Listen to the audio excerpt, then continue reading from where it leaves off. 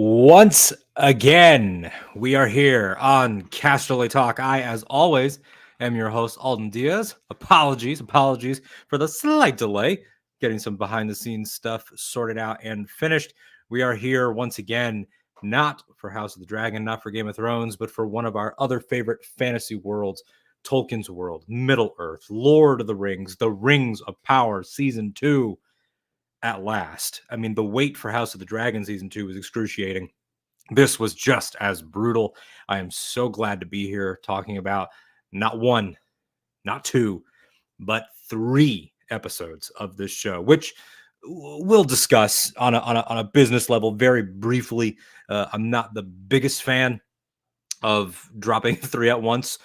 Just on a business level, on a consumption level, that is a tiny tad bit annoying.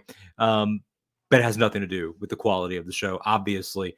I actually was just talking to our creator and executive producer and the person who gave me the keys to this channel to keep these discussions going here in 2024, the great Ken Knapsack. We were just chatting beforehand, and he hasn't seen them yet, and I was gushing about the episodes to him, and I'm excited for him to watch them this weekend, so we could talk about it, and I'm sure he'll join us at some point in the season, just like he did for House of the Dragon. And if Ken was here, he would have started it with an excellent radio style intro, like, from the snows of Forodwaith to, the fires of Mordor. And maybe I should do something like that, because there are a ton of great locations here. To Celebrimbor's Forge, which is a location that we will be talking a lot about, everything that's happening there. Hello to Chris. Hello to Jared, and everyone watching. Thank you again. This is obviously Thursday night, a little bit different than Sunday night. It's a completely different vibe in terms of, like, it's the week and it's not the weekend. So I expect these to be a little bit more, I don't know, relaxed, a little bit more book club-esque than some of the House of the Dragon stuff. That show is a little bit more explosive and bitey, and then the show is considerably warmer. It's the word I always go to. Rings of Power is warm. Rings of Power is, as we say sometimes in these spaces, it's hope core. This is a show that just makes you feel super, super good. As always, I always say I don't take notes when I do these episodes and these wrap-ups. This is not a review. If this is your first time joining us here, hello, welcome. We don't review things here on Casterly Talk.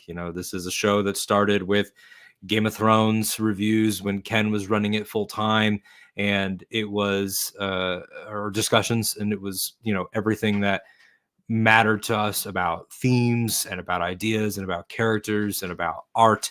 And then that evolved, and then that became, our House of the Dragon coverage. And then we thought, why should we only just do one fantasy thing? It's only here for part of the year. There's long waits in between these things. And in 2022, we added both Rings of Power and we added the dearly departed Willow to our coverage. And obviously we miss Willow a lot. And God, I'm not going to get into the Acolyte stuff here and to the perils of streaming, even though we'll come up a little bit with this 3 episode drop. But, I'm so glad that we added Rings of Power to the rotation. It's been a wonderful, wonderful thing. I am definitely excited to talk about this. Will McLean here. Good start for the season. Was surprised and a little confused that they killed off Brahmin, but then I remembered the actor decided to step away from the show to focus on more important things. Yeah, and we'll definitely discuss that. That is one of those things where real life starts to affect the art, and the art responds to real life, and it comes amidst a lot of real world strife. And of course, that's something that's definitely going to be talked about, as the work does tend to reflect, even just thematically, a lot of stuff that's going on. I mean, it's really, really difficult to watch what happens here in the Numenor storyline, particularly, and not think about what's happening politically right now in our world, in terms of how easily people are duped, in terms of how symbols are manipulated, in terms of how things are misinterpreted.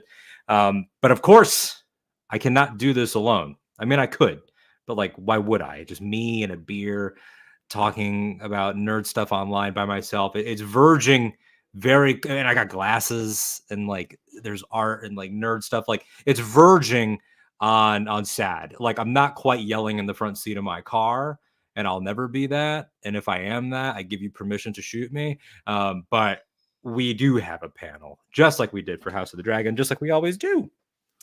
And the first person is a new person, not just for this show, but also for me. We've only known each other for a few months, but is just a brilliant human being who is not just an artist in terms of just like making these incredible pieces of art and fan art in 2D for all of us to enjoy, but also professionally working in animation, and then also being a Lord of the Rings diehard, and also knowing a ton about movies, like I would say a frightening amount about film and television scores.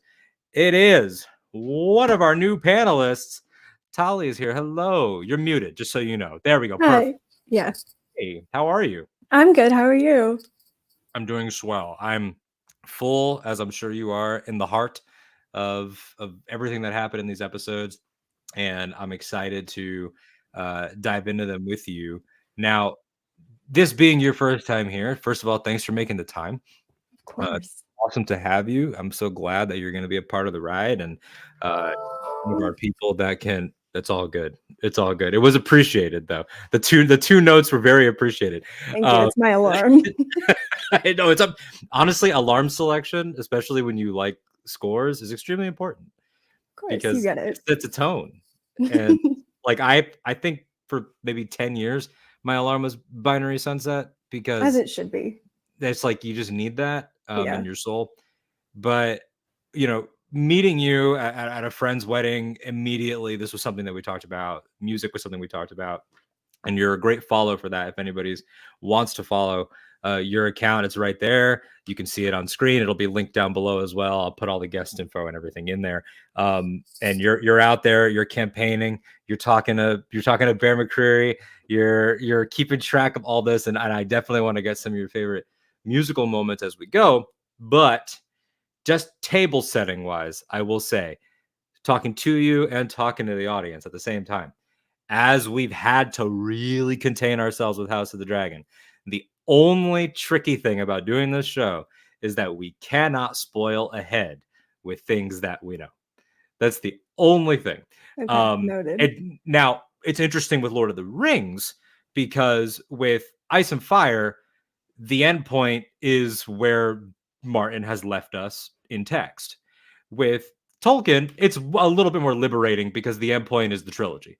And the end point is everything that everyone in America that likes movies knows. Even if you haven't read a single page of anything, there's a good chance if you're on a nerd channel, you'll watch those 3 movies at least once in your life. So, example, when we talk about the way that Elrond is designated in this as the one that, as Galadriel says, can lead us through the labyrinth, really cool connection to how we know he'll have literally the last only house. Like cool things like that.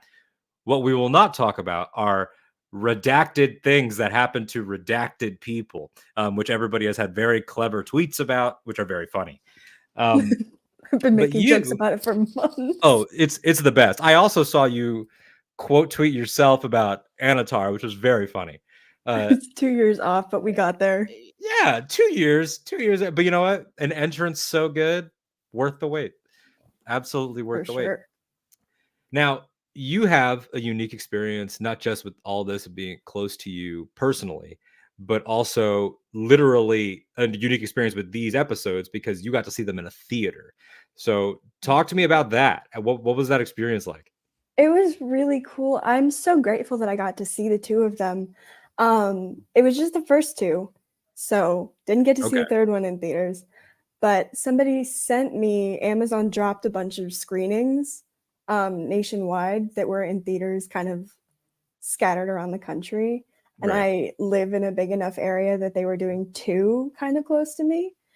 And so I just grabbed them as fast as I could, and seeing them on the big screen, like the production design, the colors, the visual effects, everything is just amplified when you're sitting in a theater and you have that good theater sound and you're watching it on a huge screen. Yeah. And I got to see the first 2 of season 1 also in theaters because they did the same thing last season.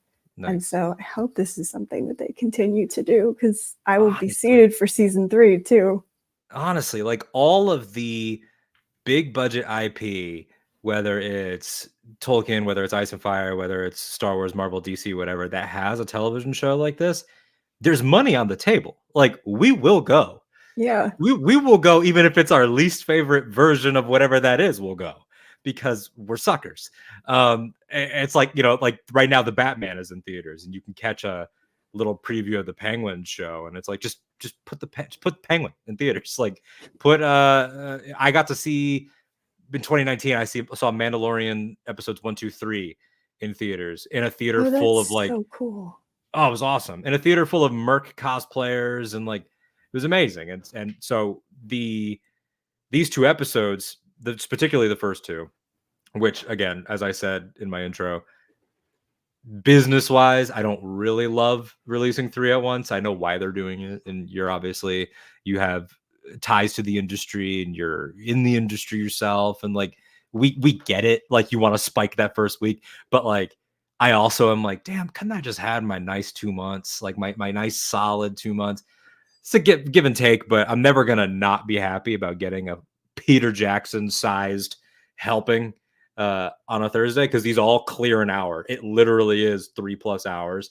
But just those first 2, what were your favorite things, especially as somebody who really loves VFX and who really pays attention to that stuff, to see realized in that size? Unfortunately, you didn't get Damrod in that size, but maybe next time.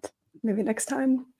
I think my favorite thing about this show continues to be the VFX, because this show operates on such a different level.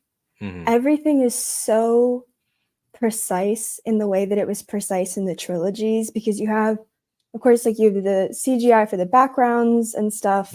Like when you see Lyndon and Eregion and all of that, that's all CG. But also the scale work, I feel like, is severely underappreciated between the dwarves and the Harfoots, and they're so precise about every single aspect of it, and every single aspect of it is film quality, not the TV quality that we're used to. No, 100%. So, yeah, that 100%. On a big screen was just fantastic. Yeah, how about this rat? The rat on the big screen, that the first victim of the season in a lot of ways. Hello, Haunted Autumn, thanks for watching. Yeah, that was a lot. A really epic sequence too, to start a season with, something that they intentionally left us thirsting for. This, like, what is the Halbrand backstory outside of being Sauron, but like, what is the origin of that identity? How did he end up on the shipwreck? What is going on? What is his crisis of purpose, and all these things that we'll get into? But yeah, to your point about the details, it's incredible. Like, it's one of those things where it's like, look, Jeffrey Bezos, objectively evil, but if you're gonna do anything with this money, at least he cares about this, which a lot of people that aren't like ultra like following like the production, like, or just like don't know anything really about him, he's an interesting case, that he's like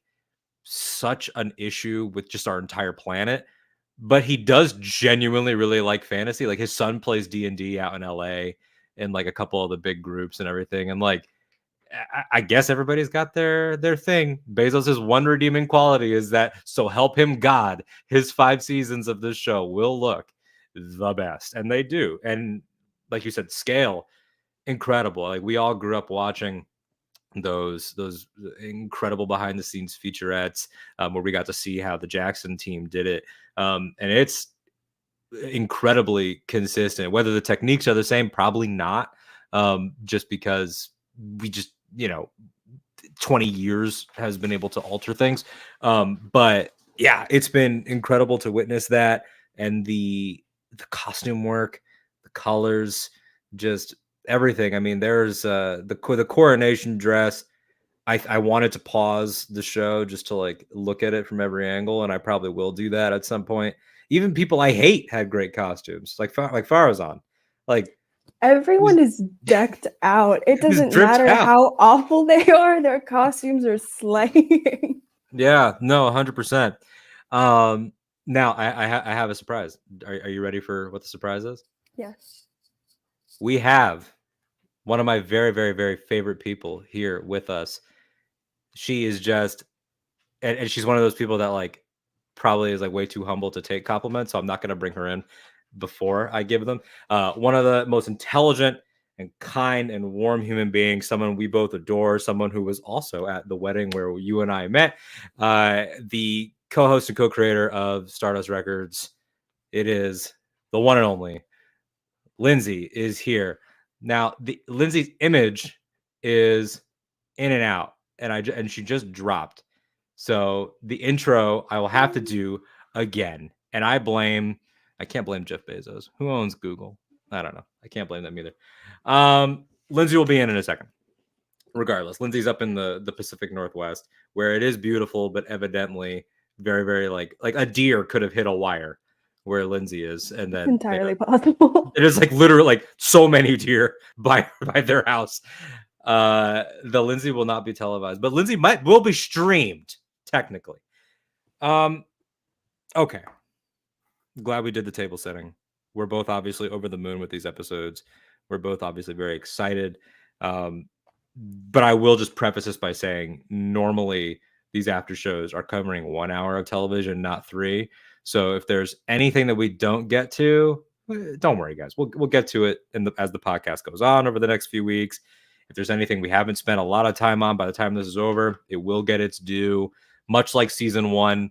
And already this season, not every storyline is in every one. So it does start to clarify and sort of crystallize and clear up as we go. Like we didn't get any of our Arondir Theo and Estrid now story until the third one. So it does sort of move around. But I want to, with House of the Dragon, it was easy because it had 2 distinct camps. So every week we would start the coverage and be like, you want to talk about the blacks first or the greens first? But I will throw it to you and ask what storyline hit you the most, or the thing that you are most excited about. Is there one character, one location that you want to talk about first? As a lover of the books, the Numenor plotline has always been my favorite. Okay. I love that story. We could start there. We could start anywhere. We won. We won. Lindsay, did you hear any of my introduction for you? I did not. I had to jump away because my internet was being a little finicky. No, it's okay. I literally was like, the sweetest person, one of my favorite people, all this stuff. And then I was like, Lindsay didn't even hear any of that.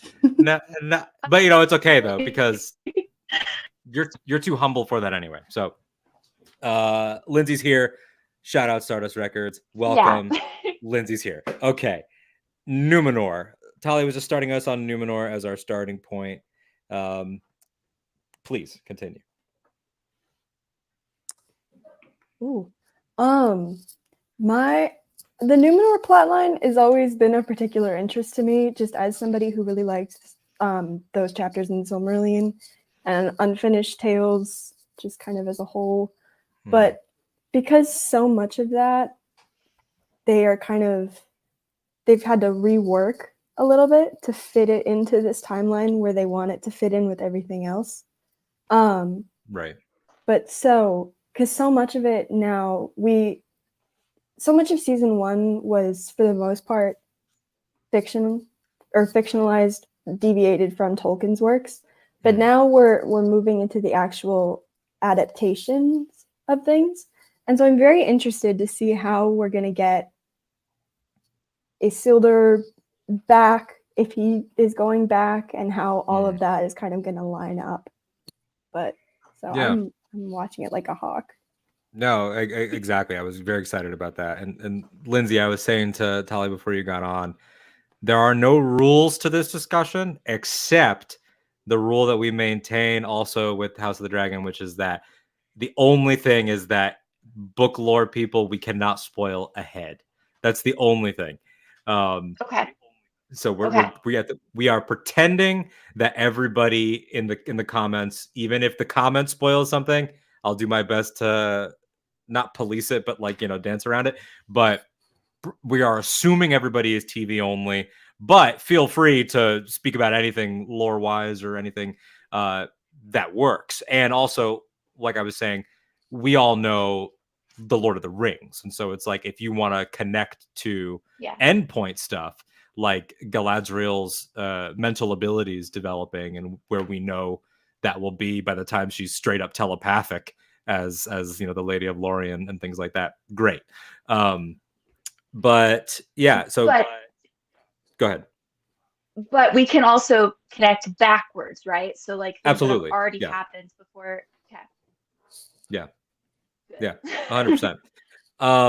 So Lindsay, how do you feel about Numenor? That's where we're going to be starting. So how did, I would say, I'm going to use the word frustrating, not in a way of like, it's not well done. It's extremely well done, but it is the storyline that caused me the most hurt, because I felt to be, and also on this channel, with this show being under fire from so much bad faith from that sect of the internet, I make it very, very clear where we stand on everything.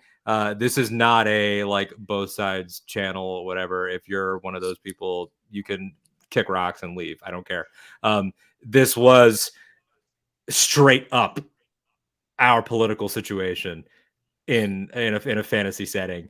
The twisting of symbols, the misrepresenting of ideas, the painting of a more qualified woman as somehow hindered by her hardship instead of empowered by her hardship. Some unqualified social climbing piece of shit over here with his fail son conspiring off to the side. Like, it hit me in a place and I was pissed, Lindsay. I was pissed. Go ahead. Yeah, I was quite frustrated as well. And it was really cool to see it finally play out on screen, because kind of knew this sort of thing was going to come to fruition, but I didn't know exactly how they were going to play it. And I think they did it really well. And I did catch a little bit of you guys talking before I had to bug out. And I just, to speak on like the costuming, I thought that was all so beautiful.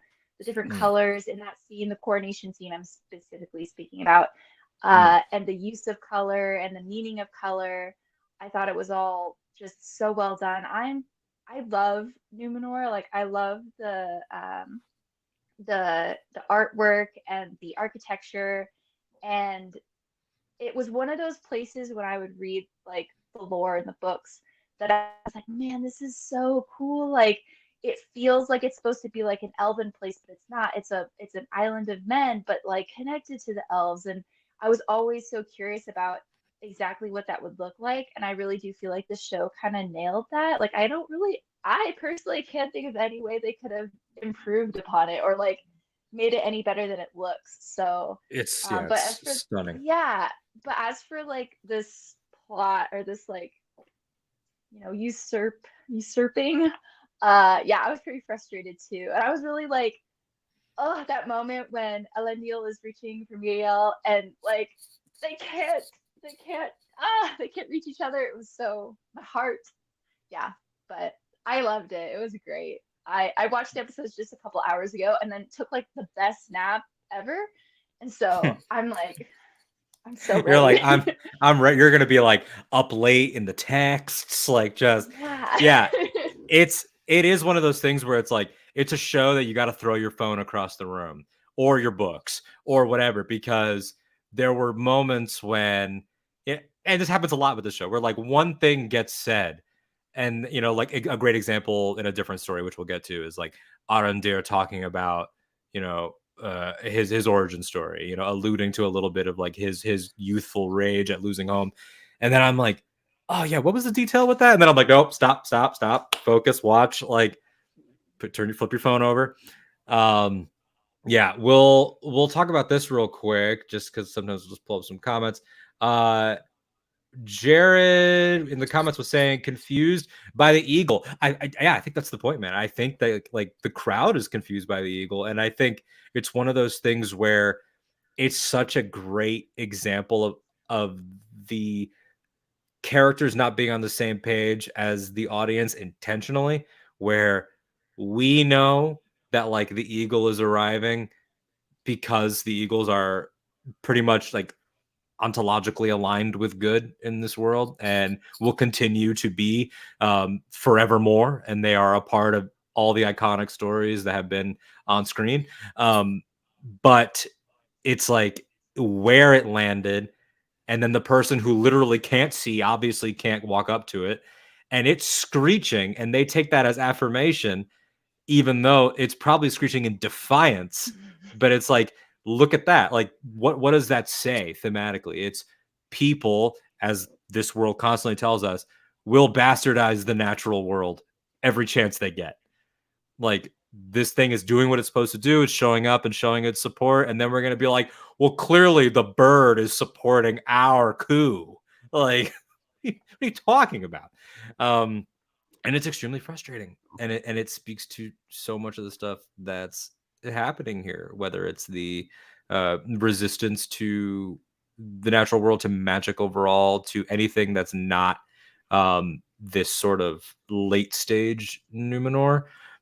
Tali, talk to me about how you feel about sort of like the depictions of Farazan and of Kemen, and of who I will claim as my MVP of the episode. Feel free for anybody to claim yours as we go. Valandil, MVP of the episode for stepping up in that bar. How are you feeling about the way the characters are growing in this? Valandil is the only well-adjusted person on the island by this point. Everyone else has just been pushed either by choice or unintentionally to such extremes, and he's the last like sane person there. But yeah, the whole I really like the portrayal of Farazan, and I like the addition of these Numenorian characters that don't exist in the book, because I think that they further drive home the points that Tolkien was trying to make and that they're trying to make in the show.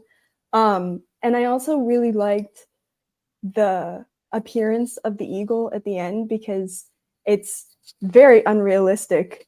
We don't experience this at all in our politics, but the intentional misrepresentation of faith, where Never. we have no, but it's Muriel's faction and Elendil, and they're faithful and they believe in the Valar and they still respect the Valar, and then Farazan and his faction don't really care for that anymore.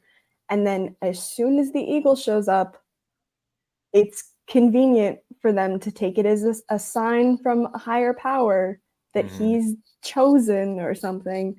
And so I'm very interested to see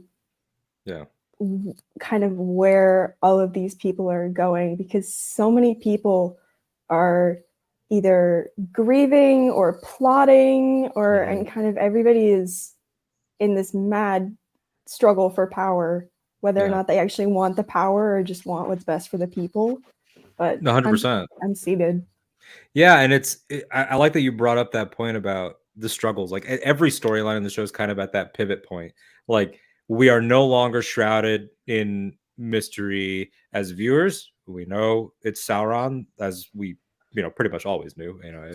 There were some people that were strangers, Sauron people, and shout out to all y'all. You got Gandalf instead. But that being in play, a lot of the characters now knowing, even the characters that don't know, kind of know something's going on. Everybody's moving forward, and everybody's at this really high point of tension. And for the Numenor story, you can almost like see the moment in Farazan's eyes when the eagle arrives, where he realizes it's now or never for my cause, because if I don't manipulate this, they will. They notice how they stopped yelling, chanting, and all this stuff. Like right there, it was someone's coming out of this on top, and it's me or her.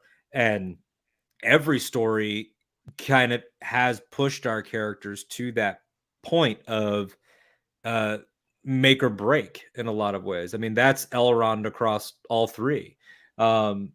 this is the perfect timing on this. Jared, you're like low key, like just like kind of the best commenter. Like, what would the panel say the theme of these first three are?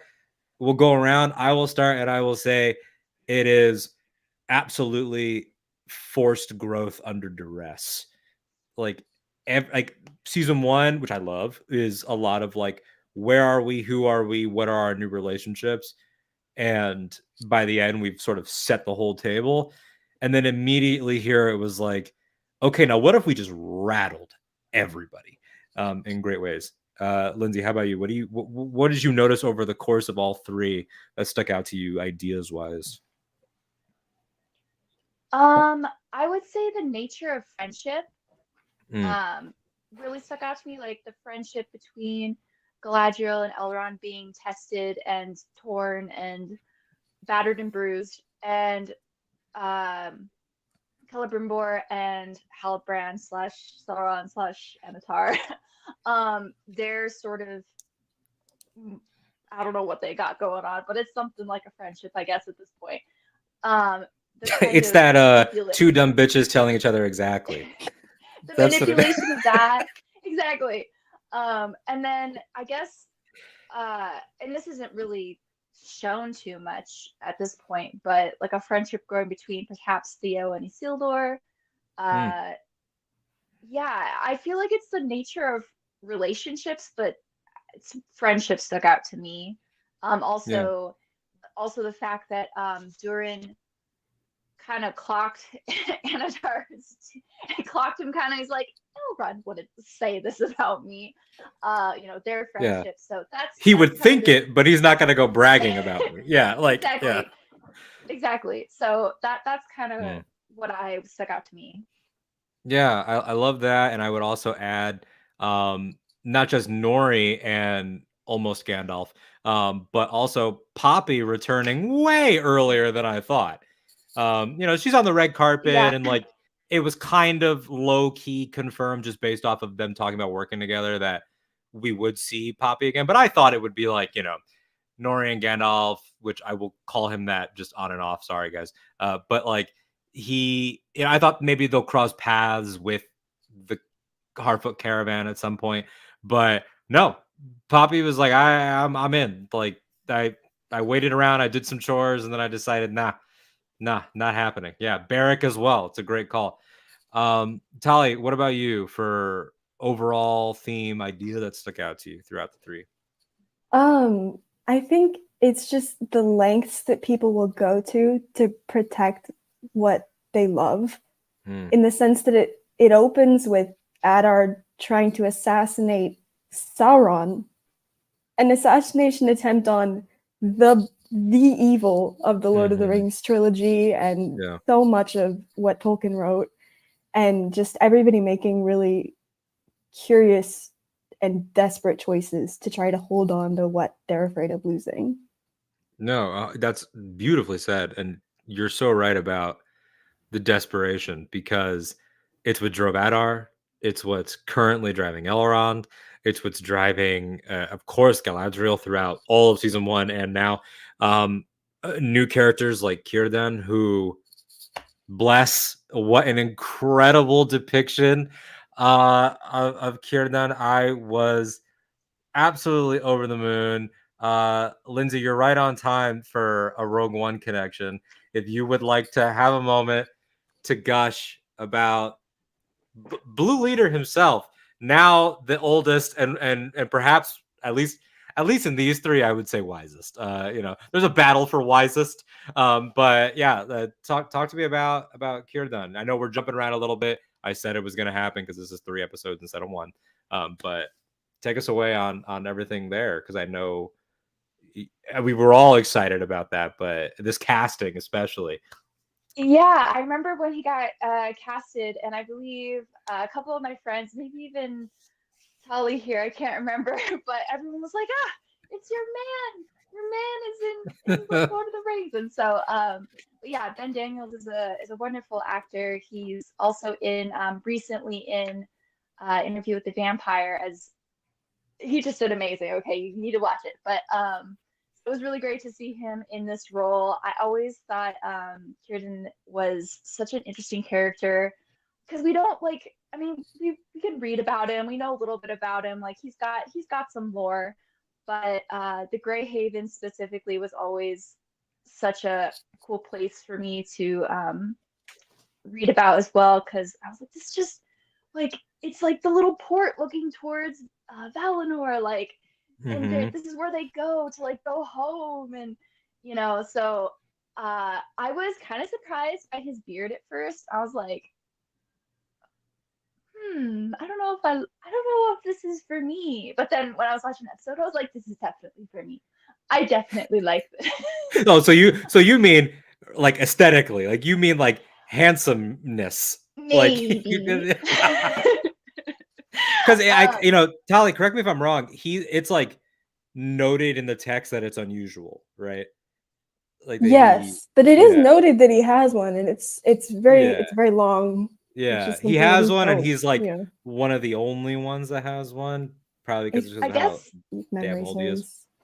I guess that's because they say he's like the oldest, so I guess I guess elves don't have beards. They don't have beards, but I guess if you become old enough as an elf, well, that's one of my can grow a beard. That's one of my favorite things about not just Tolkien's elves, but elves across all of fantasy, is that I can't think of a single author, and I'd love to be wrong. Somebody please correct me. I can't think of a single author, director, screenwriter, anyone that has ever come up with a question of, do elves stop aging? Do they choose when they stop aging? Do they? Because it's like, and it's not a problem. It's not a plot hole or anything like that. I think it's fun. Like that, like Elrond, we know will grow from a man of his like looking like his 20s to a man of his 40s, and it'll stay like that forever. And then his daughter will grow to be, a woman of her 20s, 30s, Liv Tyler, if you love the Jackson films, and she'll be like that forever. But Círdan was like, nah, I'm gonna stay aging. Like, I'm gonna keep it going. Like, and I've looked it up, and it's like some people are like, oh, it's about maturity, it's about adulthood. I'm like, it clearly is not, because it's super inconsistent, but in a fun way. And he does shave, so maybe he's just like, is out of control. This is out of control right now. Things got serious. We're all feeling rejuvenated. I gotta show up. He locked in. Yeah, he really did. Lock in. Yeah. Grey Havens were beautiful. I agree. I actually got really emotional at the establishing shot of them, because who in our age group did not immediately just flash back to seeing that for the first time on screen? So, we'll talk about Numenor some more, obviously. We'll talk about all these things some more, but Lindsay, I wanted to get your favorite story. We know Tali's was Numenorians and everything happening there. What was your favorite stuff out of the three, or a favorite character? Well, I have a very soft spot for Elrond, and so I think anything Elrond, that's where I was. Every time he came back on screen, I was like, okay. Like I leaned in. Like now, where the person leans in towards the screen. Now, before I ask what I'm about to ask, I'm going to intro last panelists, people that are regulars on the channel, know him, and I would say love him. I know him. I love him. My partner in crime, one of my very favorite people from the Imperial Senate podcast, works with me on Octa Radio, here with us throughout our whole House of the Dragon journey. It's Nikki, Tali, Nikki, Lindsay. Hello. Hello. Nice to meet you both. How's it going? Pretty great. Oh, good. Talking about Elrond. So you're right on time. Good guy. So Lindsay, I have a hard question for you, and we can sort of kick this around, because these 3 episodes are great, which I should say, I'm sorry, I don't mean to interrupt you and then interrupt me interrupting you. But I don't think in the beginning I credited these, which I try to do, and I apologize for that. The first one, Elven Kings Under the Sky, Charlotte Brandstrom, written by Jennifer Hutchinson. Then we have Where the Stars Are Strange, Charlotte Brandstrom and Louise Hooper, written by Jason Cahill. And then we have The Eagle and the Scepter, Louise Hooper and Charlotte Brandstrom co-directing again, which is unusual for a show like this, and I appreciate it. I think it's really cool. Written by Helen Sheng. Okay, we're back. And, obviously one of the best crews in the business. these 3 episodes are excellent for the idea of giving a lot of different people legitimate arguments, which is great. You want everybody to be right, in a really good script and a really good story. And Elrond, Gil-galad, and Galadriel and Círdan are an amazing, just like fascinating group kicking around, their issues, their personal issues on the Galadriel, Elrond, and even Gil-galad level, expanding outward to their entire race, expanding outward to their entire world. And there were times for everyone where I was like, "Ooh, no, they're right. Oh, no, they're right." And I'm curious, Lindsay, Elrond's your guy. Do you agree with him? I stand behind him in the fact that I think that he thought he was making the right decision. I think even still now he's cautious of the ultimate, like how it ended up, because he, unlike the other players in the situation, the other elves, he has suffered the most from magical items. Or not say suffer the most, but he has had a really hard time because of it. He lost his mother because of a magical item, and his mother also jumped off of a cliff into some with a magical item in her hands. It was definitely near of the past in that moment. So the thing that his mother was holding wasn't, there's controversy, it wasn't inherently an evil thing, but it was a corrupting, like a thing that could corrupt people in the wrong hands. So I think even though he wasn't sure if Sauron had touched those rings or not, he was really wary of the influence that they would have on Galadriel, Gil-galad, and anyone who ended up with the rings. So I think he made a good choice with the information that he had. And, ultimately we'll figure out, how that all shakes out. But his caution is also correct going forward, because, well, we know what's by the end of the episode with the and also going forward, just in general, see the Oscar-winning trilogy in which his caution and his sanctuary is essential to the entire thing.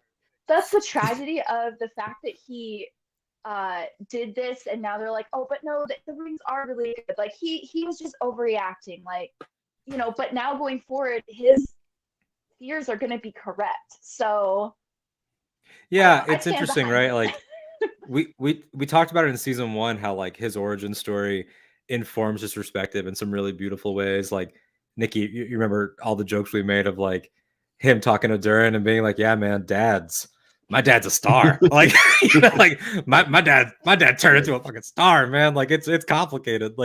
But it also, that same perspective, I love that you brought that up about his view on worldly power, his view on greater good, his view on cosmic happenings, just anything that he would be thinking about, and always sort of being sort of within and without of being a half elf, and being specifically being called that constantly by Gil-galad, and as he brings up to Galadriel, as you love to remind me, I'm just a politician. And then it's oh shit, I got promoted over you, and so now I'm commander, I guess, at least of this company.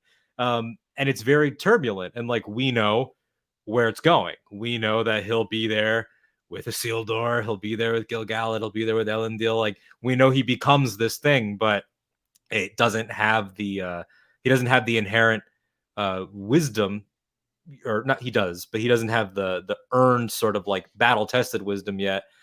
Whereas Galadriel does have that, but she does not have the inner peace, I guess, which has been sort of the thing, the Tempest and everything. So Nikki, if you want to touch on that, since you just got here, then we'll go to Tally, and then we'll keep going. How do you felt about everything happening down at the Havens, man? People just trying to make boats, and people just keep fucking bringing drama into it.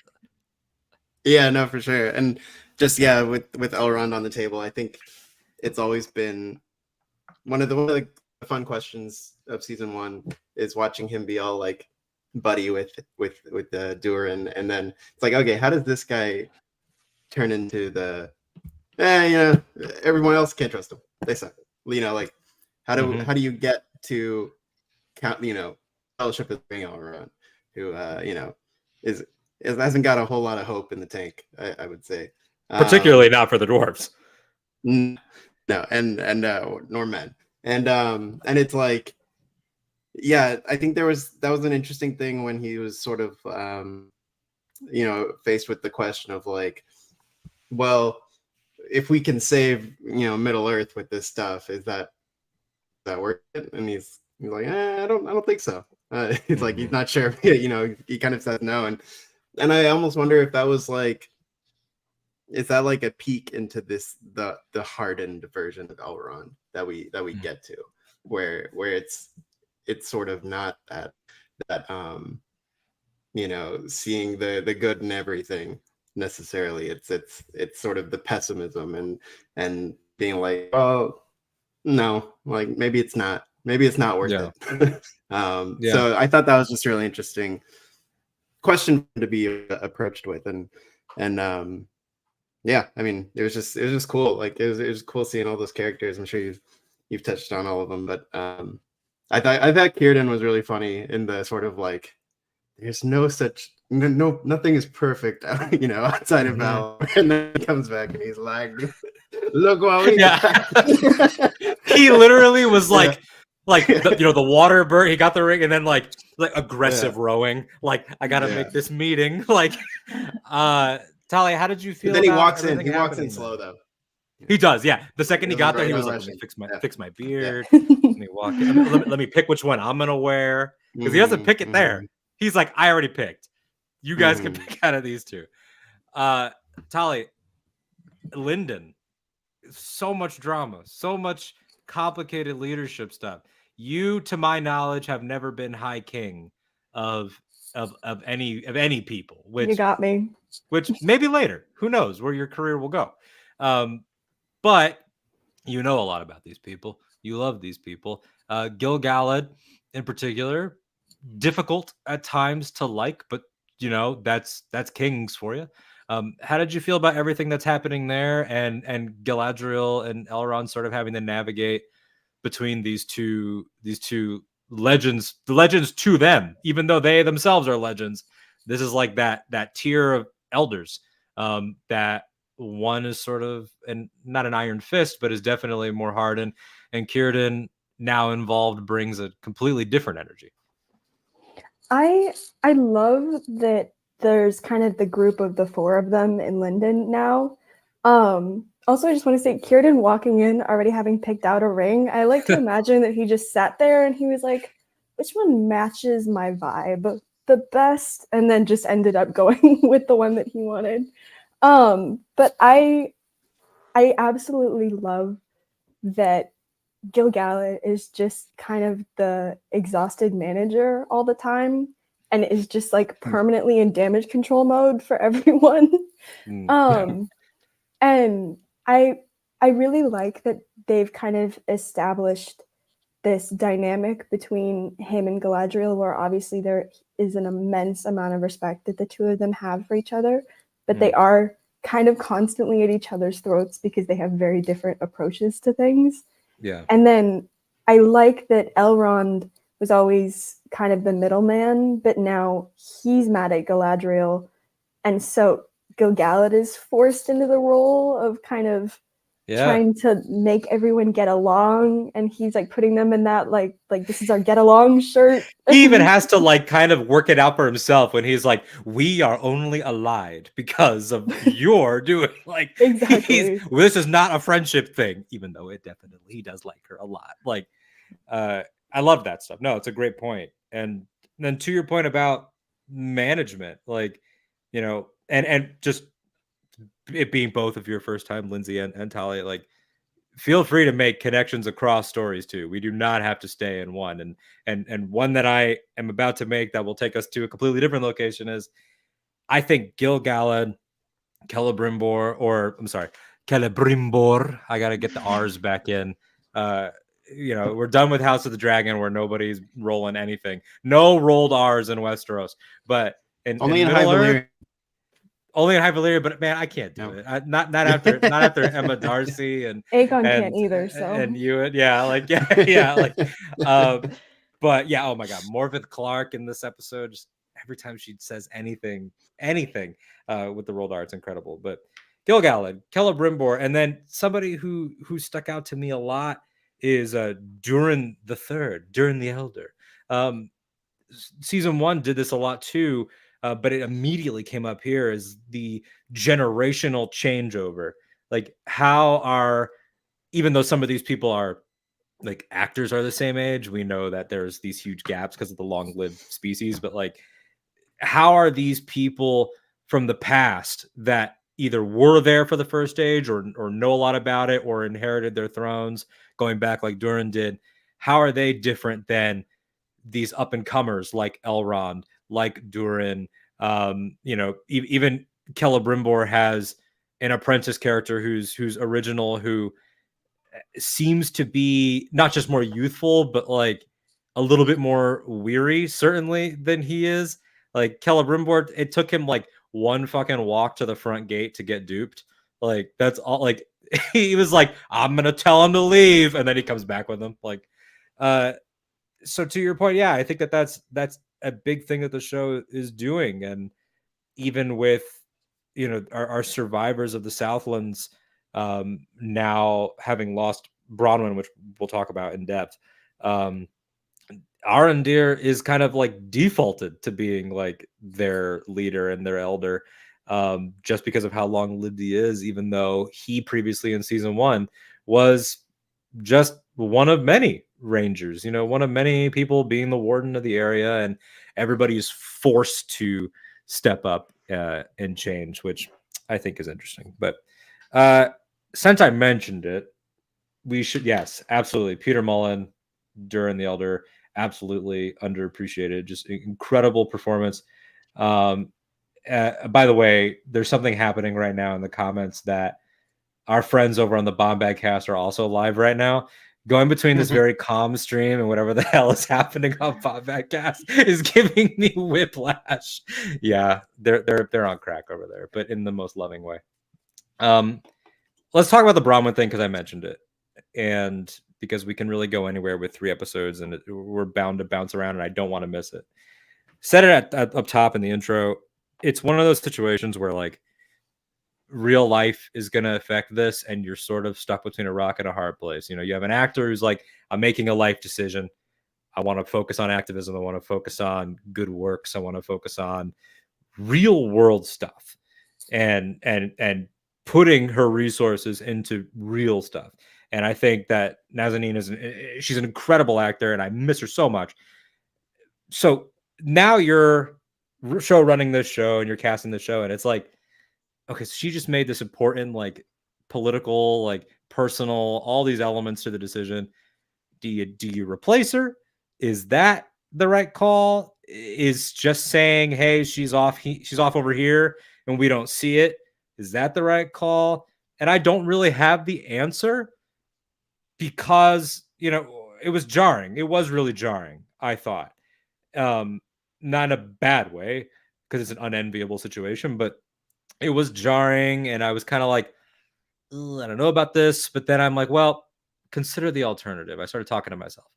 If Arondir continued on and she wasn't dead, and they were just like, she's off and I'm here now and I don't talk about her anymore, wouldn't that be worse?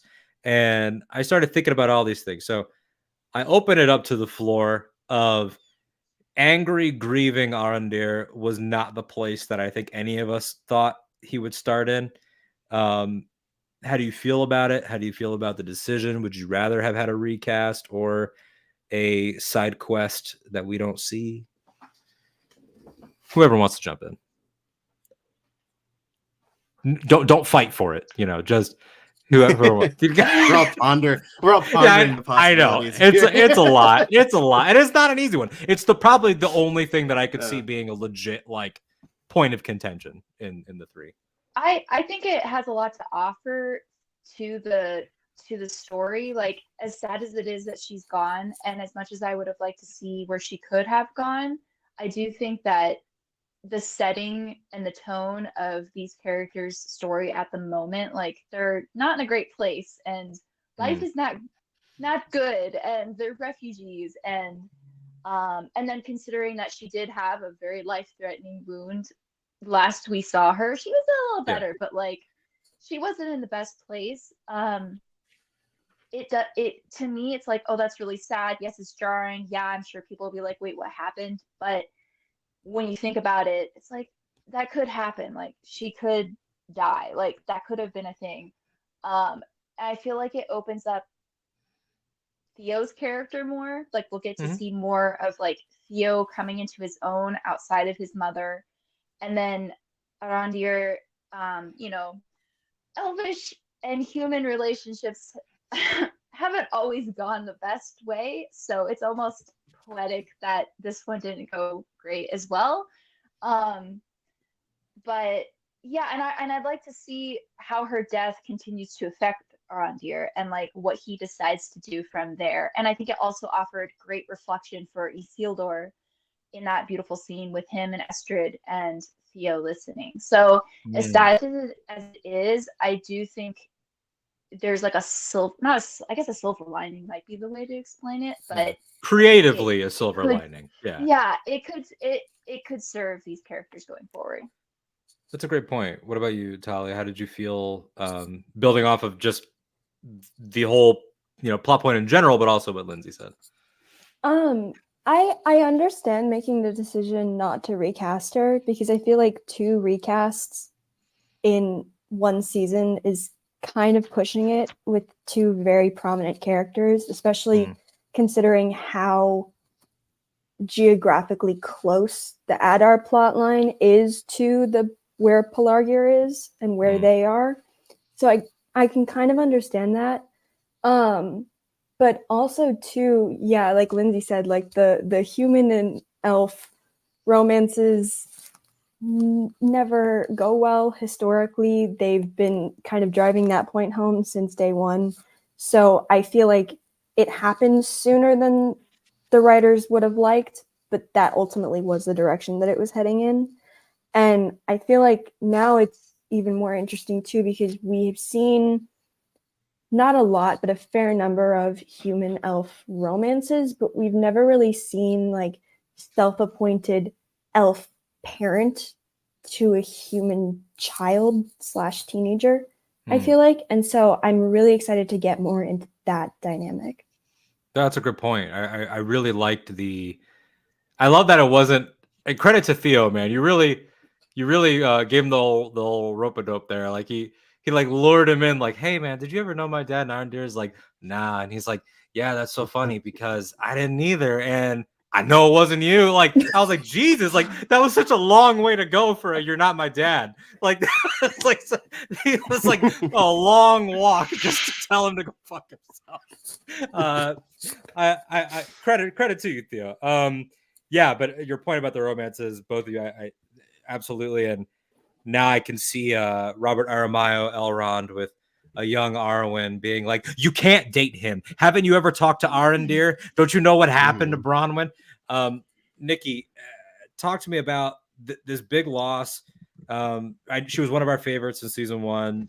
That was one of our favorite stories in season 1. It comes out of nowhere. They don't just throw it in episode 1, which I think was smart. Yeah. At least it's in episode 3. We're grooving at this point, and it definitely plays fine, especially because Arondir being a prick to Isildur in that scene. I was like, what's your problem? And then I saw him collecting the wood, and I was like, what? You cooking something? And then, yeah. It was definitely not great. Come on, man. What do you what do you got going on over there? Yeah.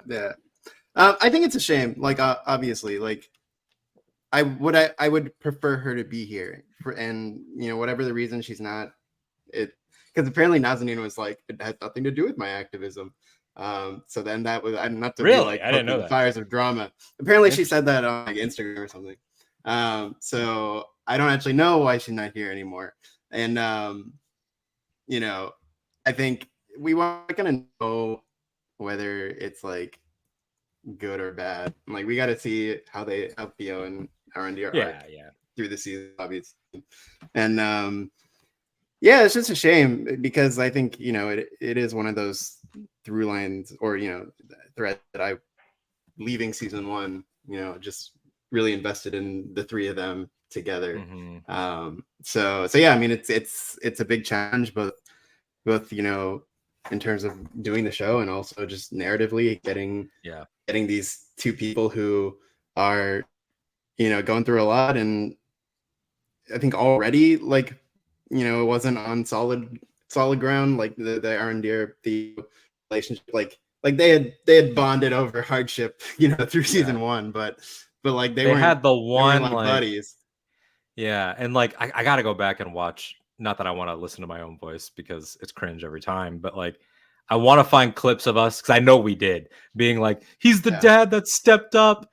Look at this little family unit that we have. Like he wasn't, he still is, damn it, and he still is. Like and you actually, I'm not a person that gets like ever really like married to a fan theory to the point of being upset about it, but I'm getting pretty fucking close because you had an amazing fan theory in season 1 that, and you have to fill in the gaps for me here, or Tali, I'm sure you would know, and honestly, all three of you would probably know this better than I do. Nikki, you had pointed out that there's a region, a settlement of men, or a city of men, where in the text they're described to be like a little bit different looking by the time of Lord of the Rings than other men. Not like high men like Numenorians, but like something about like they are like they might be part elven or they might be something. Oh, and I think that's Dal Amroth, right? Like they're like a little shinier, aren't they? Yeah, just like a little bit like some ancestry is a little bit.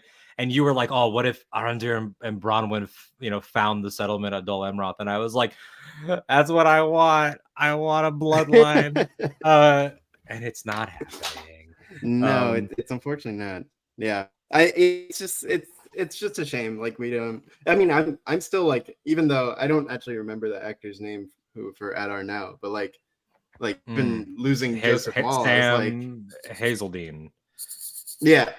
Great job. He's filling in superbly so far. But yeah, just losing a cast member for a reason we don't know is always weird. So yeah, it is. I'm glad you brought up Adar. A bit of baggage over it. I wrote this. Oh, damn it! Hold on. I'll try to do what I'm talking about while I'm starting the Adar conversation. So in terms of Adar, we touched on this a little bit earlier. Incredible prologue, incredible stuff for the character throughout. Honestly, a little bit more of his fatherly perspective and presenting to us sort of like Adar, not anti-hero, but like showing us that these steps and these journeys that are happening can still happen for someone who is evil. Like we witnessed this. It's not like they're doing like Adar-demption, but like he is very understandable, which he has been since season 1, making his pitch about being made from the same secret fire, drawing the same breath. Don't we have the right to a home? And now here he is, like, I'm not going to say great policies. I'm not going to say like, I want to be there, but like immediately they continue some great stuff with him of like a great timeshare on the plains of Gorgoroth, man. Yeah, just like I want to be right by the marshes with the dead Numenorians. Like that's where I'm trying to be. I thought all his stuff was really fascinating, and seeing how he tries to keep it together for these orcs who are his sons, as he says, my son. Shouldn't I'm paraphrasing, but basically being like, there's stuff Dad has to worry about, and I'm not trying to worry my boys. And then that orc walks away, and you see that orc is a father. Yeah, and it's like Dad that stepped up, right? Smart. Okay, raise your hand if you wanted to see orc baby. because I was so ready. I was like someone at Amazon was like, Grogu, the fuck out of here with we are gonna do our own, and he's gonna be gross. Baby But they Gothmog. did not. Yeah, right. He's got a little eye and everything messed up. But yeah, Adar, I thought in general was just fantastic. And I wanted to bring this up. This is extremely important to me. I would like to direct everybody to the screen, everybody watching. If you're listening to this on the podcast feed, I'm sorry. We did not get low opacity Elrond this week, but we did get low opacity Adar. Look at him. Look at him. He's fantastic. He's thinking. It's fantastic. And then this was right as Gil-galad's sad song kicked in. And it was just like everything about it was peak. And by the way, Linz and Tali, you can leave at any time. But Tali, you're not allowed to leave before we talk music, which we will do. Does anybody have any Adar thoughts that they want to express while we're talking about him? I kind of like this isn't quite an Adar thought here, but I do want to say we eventually got there when I theorized that what's his face, the man dude, what was his name? Oh, Waldrick. Waldrick. Yeah, I was like, dude, Sauron's gonna kill him immediately. When we were all playing with Sauron. That's right. That's right. You did say that. And all of a sudden, we come around there. Eventually, Sauron does kill Waldrick. Get Waldrick killed. Sauron is operating on a level of hater that is so special to me because it spoke to the dog dad in me where he was like, I'm gonna kill you, but I'm specifically gonna kill you with this little pup after I'm gone. I don't even need to see it. I just need to know it's gonna happen. It's the laugh. It's the little giggle from him as he's riding away. He was so satisfied with himself. Yeah, so fantastic. Fantastic. What about you, Lindsay? Any thoughts about Adar, and do you think you could save him? No, I'm kidding. But do you, any thoughts about him? I mean, when he was explaining how he was turned basically by Sauron and Morgoth, I got glimpses of that in season 1 where he was sort of lamenting that he wouldn't be feeling the sun again anytime, like really again after the land became Mordor. I don't know. I have a soft spot for these tortured, twisted individuals who have suffered more than they should have ever suffered, and now they're turned to darkness. So I kind of have a soft spot for him in that regard.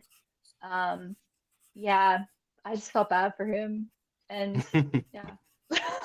I mean, I know he's a bad guy. All right, I know this, but I had empathy for this poor twisted elf. That's the thing, is I think he's important job, though. Yeah, right? Yeah. Like especially the prologue, I feel like did a really good job, and like with all the orcs and with Sauron, like, which I also want to say, can we figure out the Silmarillion rights here, because I want Jack Lowden Sauron like crazy. Like I want a whole show with Jack Lowden Sauron, because he was cool. That brought it. And it was like exactly how I just imagined him being in that time frame. There's the part where he like does the hair, after he like repeatedly stabs the orc in the face, and then he just like puts his hair back. Like I really like. He had that like Sauron in that moment. It was like he had gotten drunk off the fact that after centuries of being a number 2, he was now a number 1. Like you could feel the fucking worst guy got promoted. And the fact that he had the audacity to stand among all these orcs and with Adar and be like, yeah, I'm your boss now. Like, you're going to have to bow to me. Not even like fully realizing the danger he was in. And like, he like messed these people up. Like, the orcs are not having a great time. Adar's not having a great time. And Adar's like, I gotta save my kids. I've gotta save my kids, free them, you know. And also the fact that like after after they killed Sauron, they kind of like, you know, Middle Earth was like, yeah, the orcs are gone, but they weren't gone. They were just being free somewhere. And then eventually, I mean, I'm assuming Adar wanted to create Mordor so that his like kids could be like above ground and like live out in the open air, volcanically, you know, breathe that fresh erupted air, right? Yeah. But still, He doesn't like a little smog. It's basically Yeah, Los Angeles. exactly. So, so yeah, I don't know. Yeah. Yeah, I just want, again, like I want like the mini series Baron and Luthien, and get Jack Lowe on the phone. He's in already, and we'll figure out the rest. Because no, and I of course I'm already invested in him as an actor. I love what I've seen him in the past, and yeah, it was very cool. But to the wider point, like the prologue like made me really like feel for Sauron even, like I think that's what the show does so well. It takes all characters, and I think it gives you their point of view so clearly that it's like, yeah, we know good and bad in Tolkien's world, but like but being able to sort of see every character being right in their own point of view, like whoever it is. I think that's a really strong piece of the show, and it layers the crisis of faith, like the small hints in the text that we talked about so much in season 1 of like, you know, it's not ever explicitly defined, but like there are versions, there are interpretations of like after Morgoth was in chains that Sauron like was going to repent, or at least tried to, or like that he went from like evil to like maybe from like 100% to like maybe 85, and was like perhaps not evil. And that's kind of the teetering of him after a couple days on the raft, and like, because you definitely see he's got still the shit-headed evil streak when he doesn't save the old man that had given him all that counsel. The viciousness is there, and it's always there. We see it when he fights those guys on the streets of Numenor, but the giving up, the like, maybe I'll just be Halbrand, maybe I'll just get this job as a smith, and like, you know, maybe I'll just stay here and let Galadriel go fight in the Southlands. And but then, you know, as we say on the internet, he's got that dog in him, and he cannot shake that. He can't. And I love what the older man who had the Southlands crest, because his family had worked for those kings, as he says, like talks about changing your fate and choosing good every day. You know, you have to wake up and choose it every single time. You know, we're all Star Wars fans. Like that's something that's across all that work, and the Qui-Gon stuff of like, you know, I turn toward the light because it's there. And that's something that fundamentally, if Sauron ever could have grasped that, you know, in his cosmic days before he was corporeal, that's so long gone that he's made the choice every day to do the opposite, and he's too far in to turn. And I find that to be extremely compelling. And, you know, and let's just talk about him. And Talia, we'll start with you. Obviously, long time coming. We talked about it a little bit earlier before Lindsay and Nikki were here. You did a piece of fantastic Anatar art 2 years ago, and before the first season, you were like, "Yeah, Anatar is coming."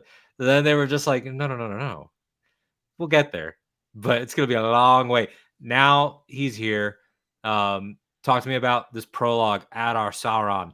This you know, we've got 2 Sauron actors in this episode, and like 4 versions, 5 if you count the goo. Like, how did you feel about everything with our villains? And we'll kick off the Sauron conversation. I thought it was really well done. I was really hoping that they would start with some sort of prologue that I didn't think that it would explain literally the moment after Morgoth's defeat up until he meets Galadriel on the raft, but I was hoping for something. And I thought that they did a really good job, because all the Adar stuff doesn't exist in the literature, but they kept the arc of it the same. And I just thought that it was really well done. And obviously the cast for the show is phenomenal. And then every time we see Halbrand and he's interacting with Celebrimbor, and then he reveals himself as this emissary from the Valar, and he's laying it on so thick, and Celebrimbor has no idea. Look, and he just is bowing down to him. I have to say, we talked about it earlier, Talia, like the wait for that introduction, how worth it was. I texted Nikki, and I will read you exactly what I said.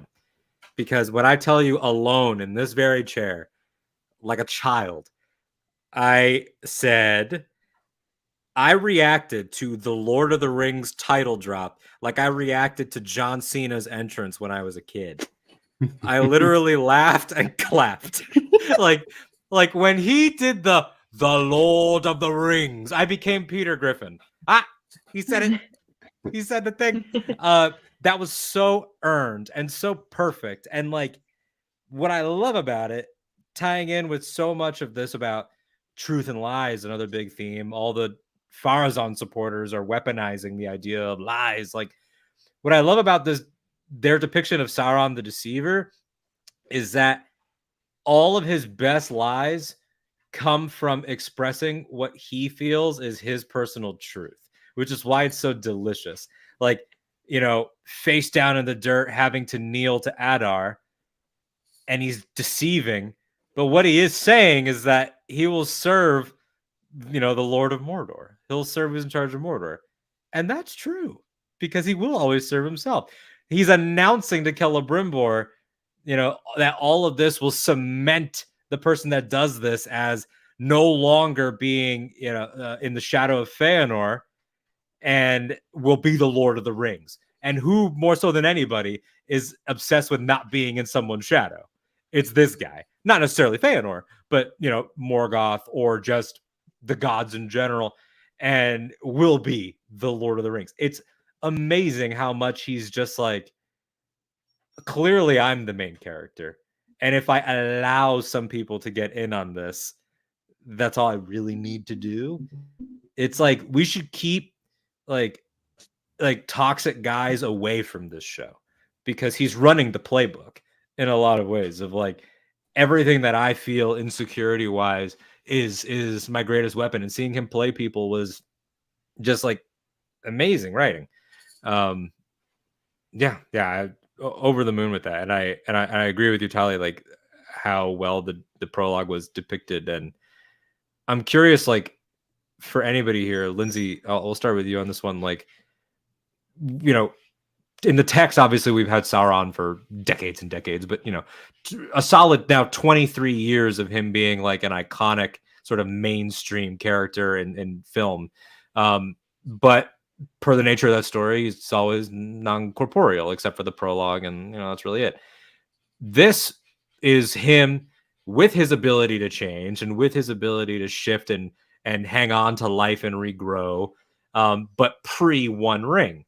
We know the One Ring will be his vessel later. How did you feel about the very like fantasy horror depiction of Ooze Sauron being the visual for how he comes back until he, you know, has his master stroke later on?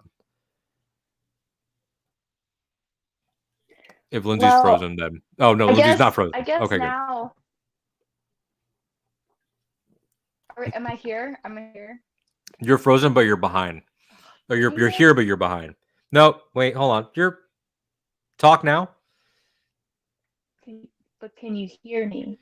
I can hear you, but you're hearing. Yeah, see, it's like you're not as I said earlier, black goo, but you're not quite Anatar either. But you're not quite. Yeah, you have not yet jumped a lady in her carriage on the way. EJC 80. Yeah, in fact, Sauron doesn't lie. He always said the truth. Yeah, I mean, he kind of, you know, is like, what is the truth from a certain point of view? Yeah, exactly. Lindsay is back. You know, Lindsay, I was saying this earlier. You live up in a beautiful area with literal like Disney animation critters and deer and everything all around your residence. But they just like the deer do not allow Lindsay to log on. So same question, Tali. This is a big swing, obviously, for being the very first visual media to depict the ability to cling to life. They could have done it in 1,000 different ways, mist, shadows, just like visions, but they went very literal and very gross. How did you feel about it? I love the goo. I love the choice of the goo because I feel like first age / second age Sauron, he's just such a weird little guy. And I feel like the he Slap is that though. on the such a weird little guy. The Silmarillion weirdest way. weird little guys. Yeah. But the ooze was the weirdest, like kind of most off-putting way that they could have chosen to do it. And so I really appreciated that. And also the sound design, how wet the goo sounded when it was like sliding around everywhere. I was like, I'm grossed out. This is fantastic. I love how much character gave you. It made it really still feel like him. And just even because it could be like maybe the goo just starts like sort of sliding up the cave wall or whatever. No, like that goo is reaching and clawing and feasting upon whatever it can trap in it, and even to the point where he like gets outside and just sort of like collapses and it's like, oh. Like it was just really funny how much character they put into it. It's an interesting choice. I think I wouldn't have imagined that being the choice they make. But it worked, and I think it always speaks to sort of the the monster underneath it all kind of thing. 100%. And I like that, much like we talk about with a lot of our heroes, we know where they are in Lord of the Rings. And so how do we reverse inform? Like, I love the idea that for the character of Sauron, pouring himself into the One Ring is not just great because of what it'll do. It's great because it means no more of this. It's great because it means there's a better way than this shit. He's like, next time, big fucking eye. Next time, none of this. Big eye. I'm I want flames, towers. baby. Yeah. Exactly. Lindsay, will you be coming back as Goo? At this point, with how many times I'm having to keep reloading back into this conversation, or just in life. Exactly. Well, I was gonna say now Sauron can say like, "Would you love me if I was a worm, or a million worms?" It's so true. Oh man. Yeah, no, 100%. Okay, I'm glancing down at my again, because I don't take notes for this show. It's not scripted or anything like that, but I will while I'm watching look scribble just so I don't forget things. And some of them are just like things like ring bounce because of when Galadriel got her ring, and the very clear there's a visual language for the rings that audiences know because of that stuff. Like, the show's in a unique position of it's not in the same adaptation lore canon as Jackson, but everyone with a brain involved knows what you know. And that slow watching the ring land in front of the ring bearer is so universal at this point of ooh, stakes, emotional stakes, the heaviness of it all. I thought that was really beautiful. I wrote Galadriel's mind, not just because I think she has a lovely mind and I think she's a lovely person, but because she's a psychic now. In as much as this world has them, she has now been unlocked, and so has Gil-galad. He just has a better poker face than Galadriel. Talk to me about that. Whoever wants to jump in, Linz, we can start with you. This unlocking of these different abilities, and now the opening up. And not just with them. We haven't touched too much on Stranger, Nori, and Poppy. We'll add them in with this. Stranger, Galadriel, Gil-galad. So many people being driven by visions and portents. How does that make you feel? Do you like that they are in a lot of ways being motivated by fear? Does that exhilarate you as a viewer, or does it just make you anxious? I think at this point, kind of anxious. I'm in Elrond's boat. I'm like cautious. Uh, I see these things as sort of omens, as they are seeing omens as well. So at this point, I'm anxious, but also excited because I know where like this ends up in a sense. Like we know where Galadriel's going to end up and how her powers will grow from there. Uh, and we'll see echoes of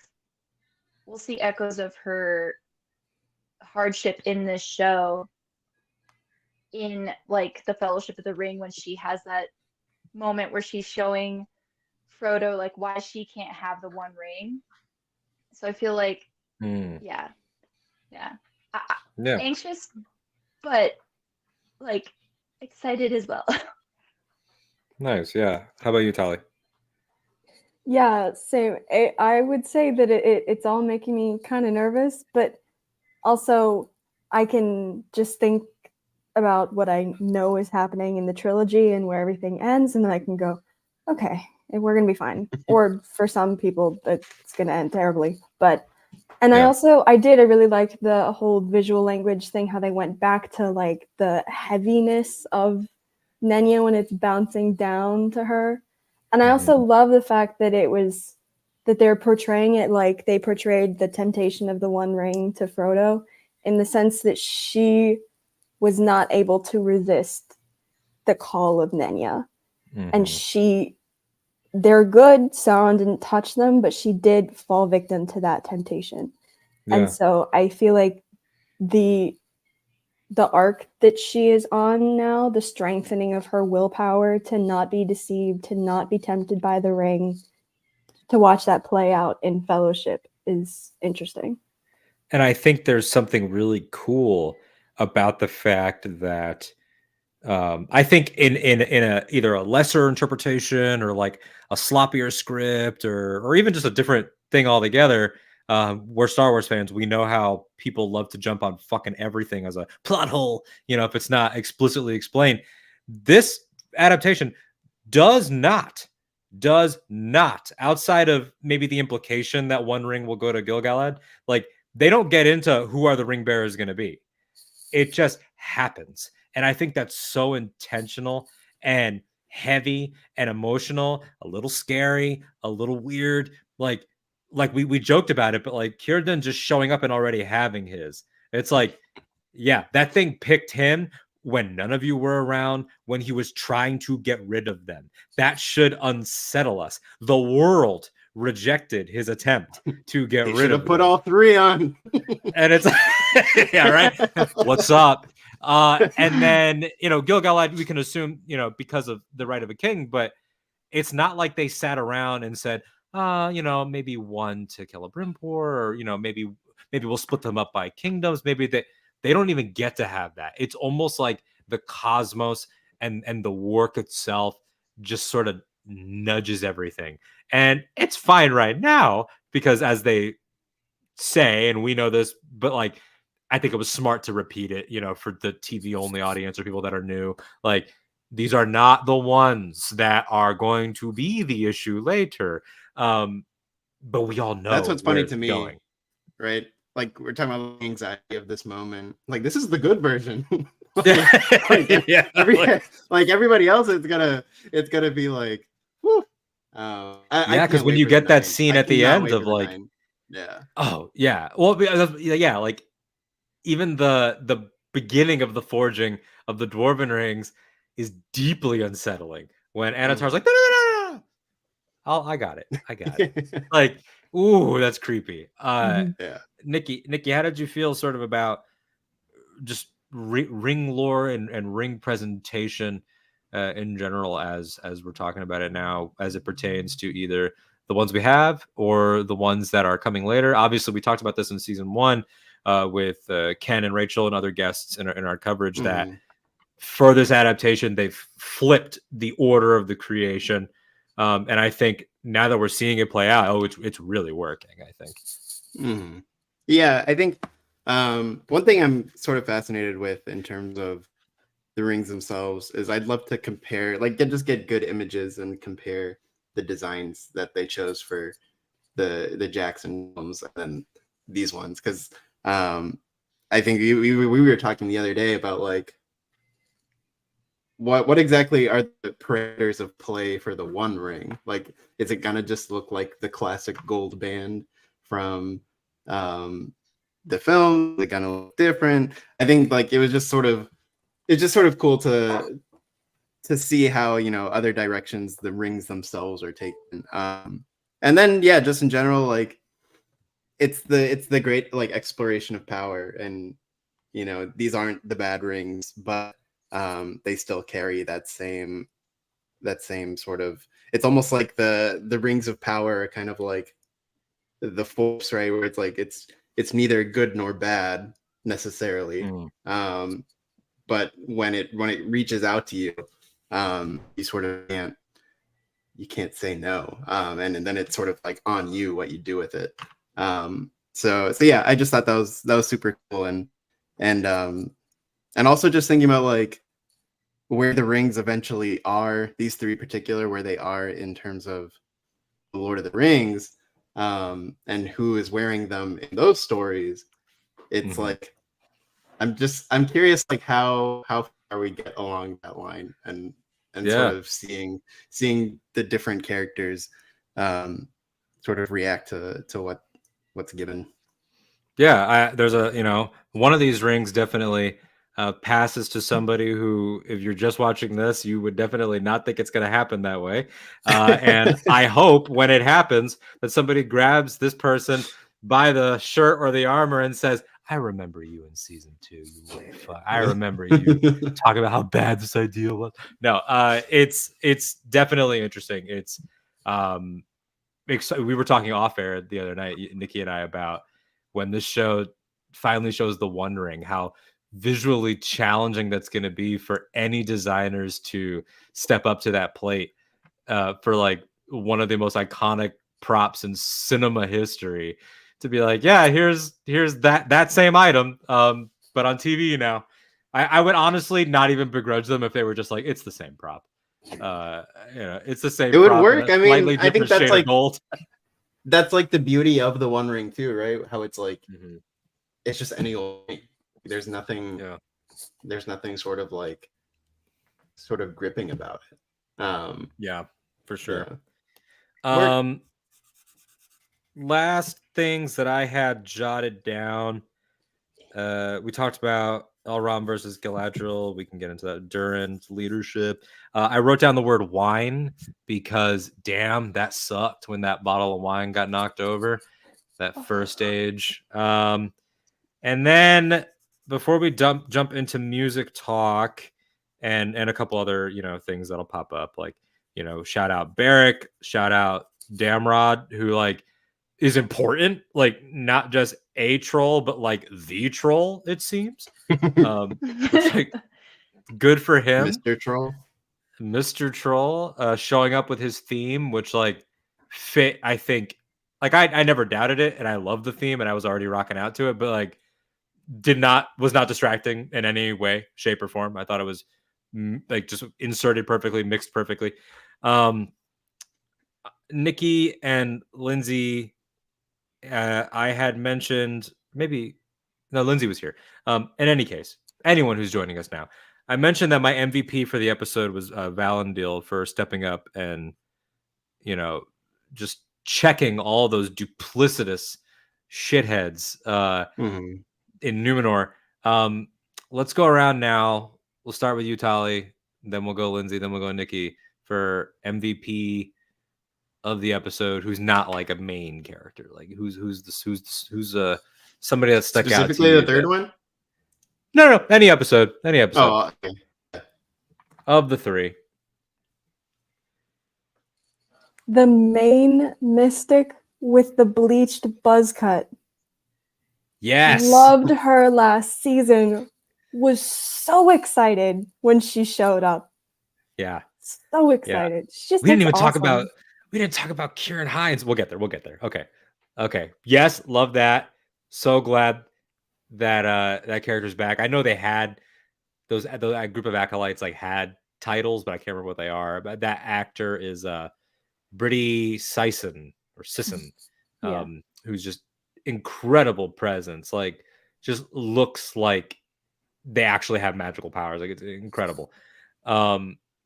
Lindsay, who is your unsung hero of this episode? Ooh,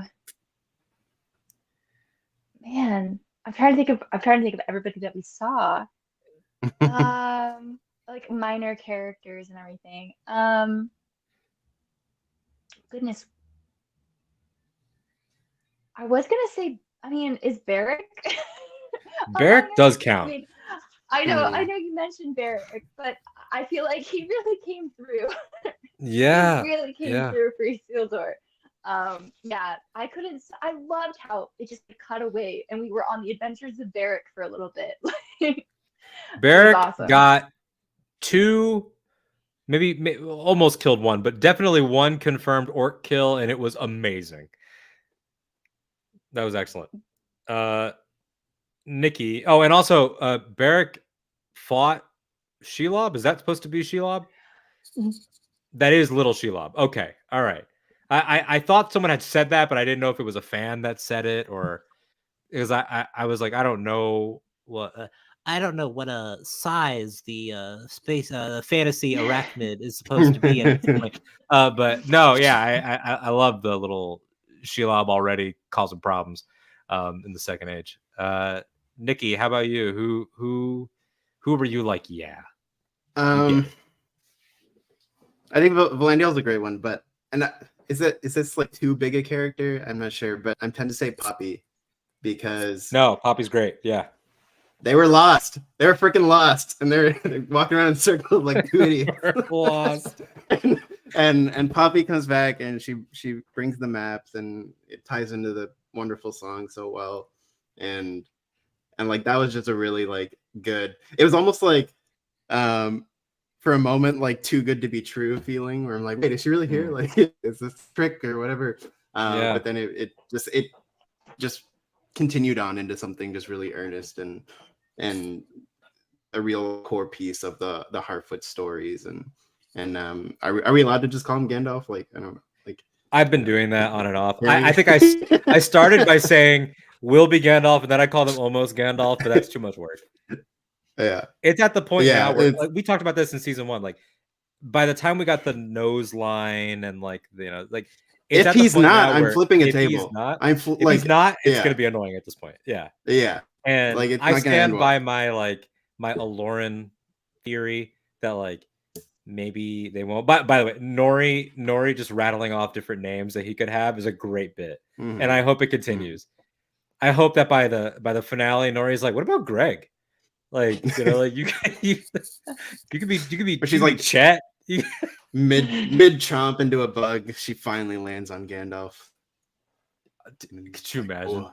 The name should just get increasingly normal as the show goes along. So we start out with these like Tolkien names, and then by the end, it's just like Steve, Brian, yeah, or they should be aggressively like Hobbit. Like, what if we named you like Mungo? What if we like what if we you're kind of tall, like we can call you Mungo Tall Feet. That's a nice name for you.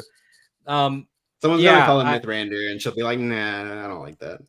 That's not working for me." That's so 2000s. Like her and Poppy just start laughing. Like, what if we called you Stormcrow? They'll be like, Stormcrow, it's a stupid name. Yes. Oh, Peter Jackson. That's please. Yeah. 100%. Yeah, I loved all that. I'm glad you brought up Poppy. Poppy coming back that early was something that took me by surprise and was like a little jarring at first. And I had to like, it's one of those things where it's like you have to be consistent as a fan. You ever have those moments where you're like, I don't know about that, and then you remember how you defended basically the same thing, and then or a friend calls you out on it.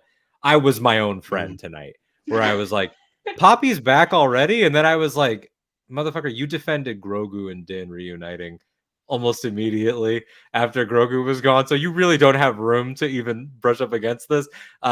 And also, it just fulfills that spirit of Frodo and Sam so much that I don't blame them at all. Like, maybe there was by when they wrote season 1, maybe they were like, this is it. But then like you're writing your second season, and then like if you created Poppy, if you're these writers and directors, you probably miss her.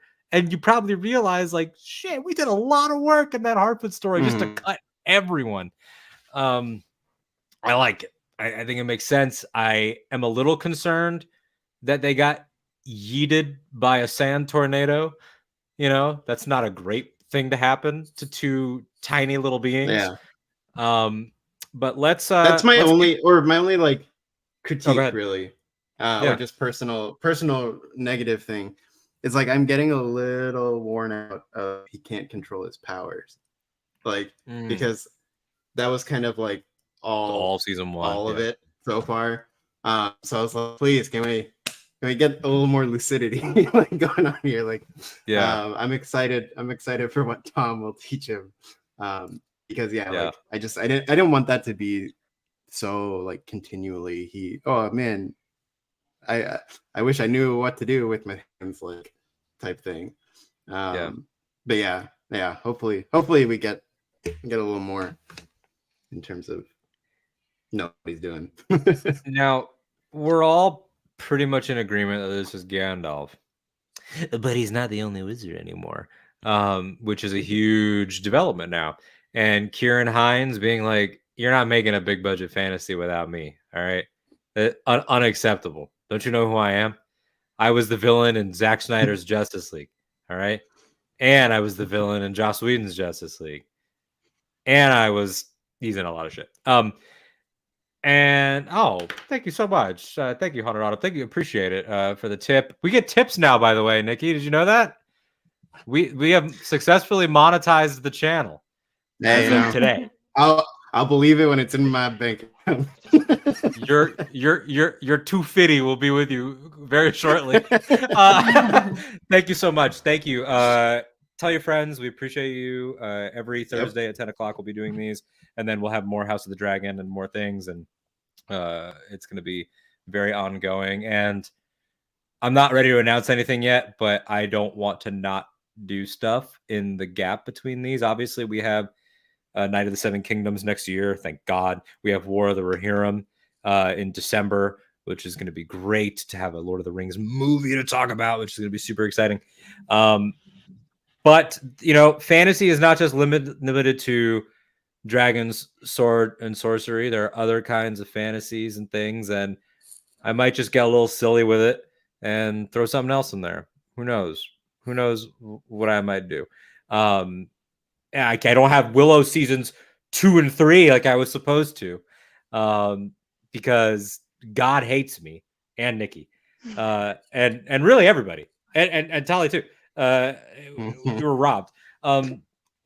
Don't hit the super chat button. Yeah, Ken just reactivated it today, because in 2023, when neither of these shows were on, we didn't make as much, and so we got demonetized. So we just got remonetized literally today.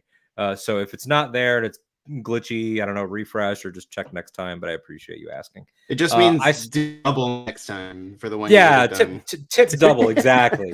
I smell a Buffy show. Look, it's not Buffy's not what I was referring to, but I have been telling. It was Angel, right? Yeah, I've been telling Molly Damon of Star Wars Explained for the longest time. Every time we talk, that if she ever wants to do Buffy Explained, I'm there in 2 seconds. I should text her right now while she's drunk at Dragon Con. That would be really, really smart way to get her to be like, yeah.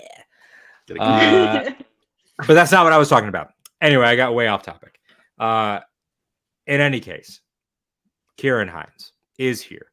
He is in this undefined, but like definitely exists region of Rune that like there isn't a lot on. So it feels like a little bit more reachy to just be like, obviously it's Saruman. Like, I don't think it's going to be that because Saruman can't show up the villain. Like, that doesn't track. So I know that's the easy thing to assume because of, you know, Twitter and nerds and like evil wizard in this world. But do we feel like this is a pretender or simply a man that learned enough in a time with no wizards to try to, be big dog, and now a real one is showing up and he's really scared? Because that's kind of the vibe I get.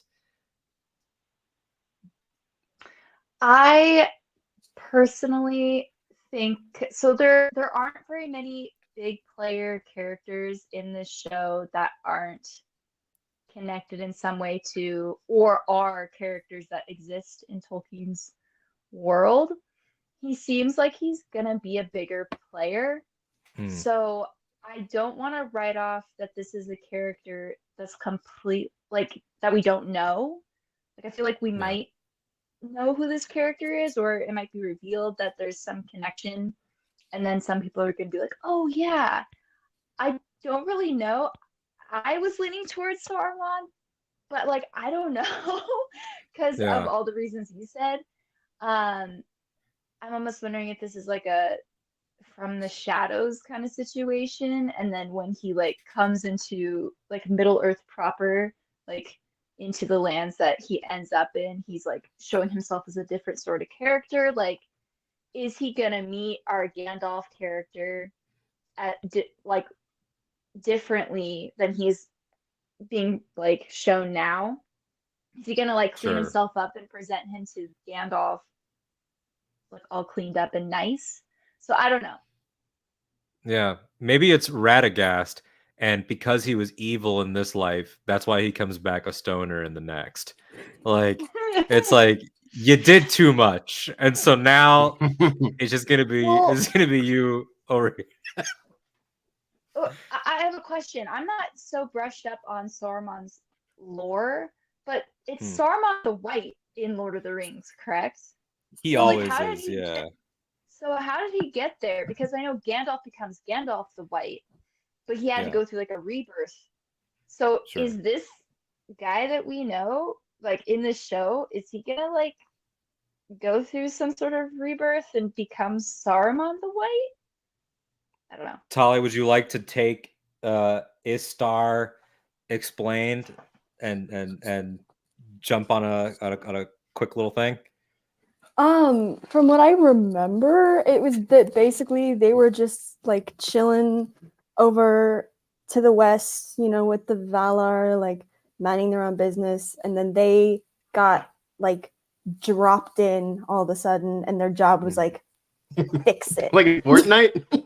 Yeah. They just spawned somewhere, and their job was like to clean this up a little bit.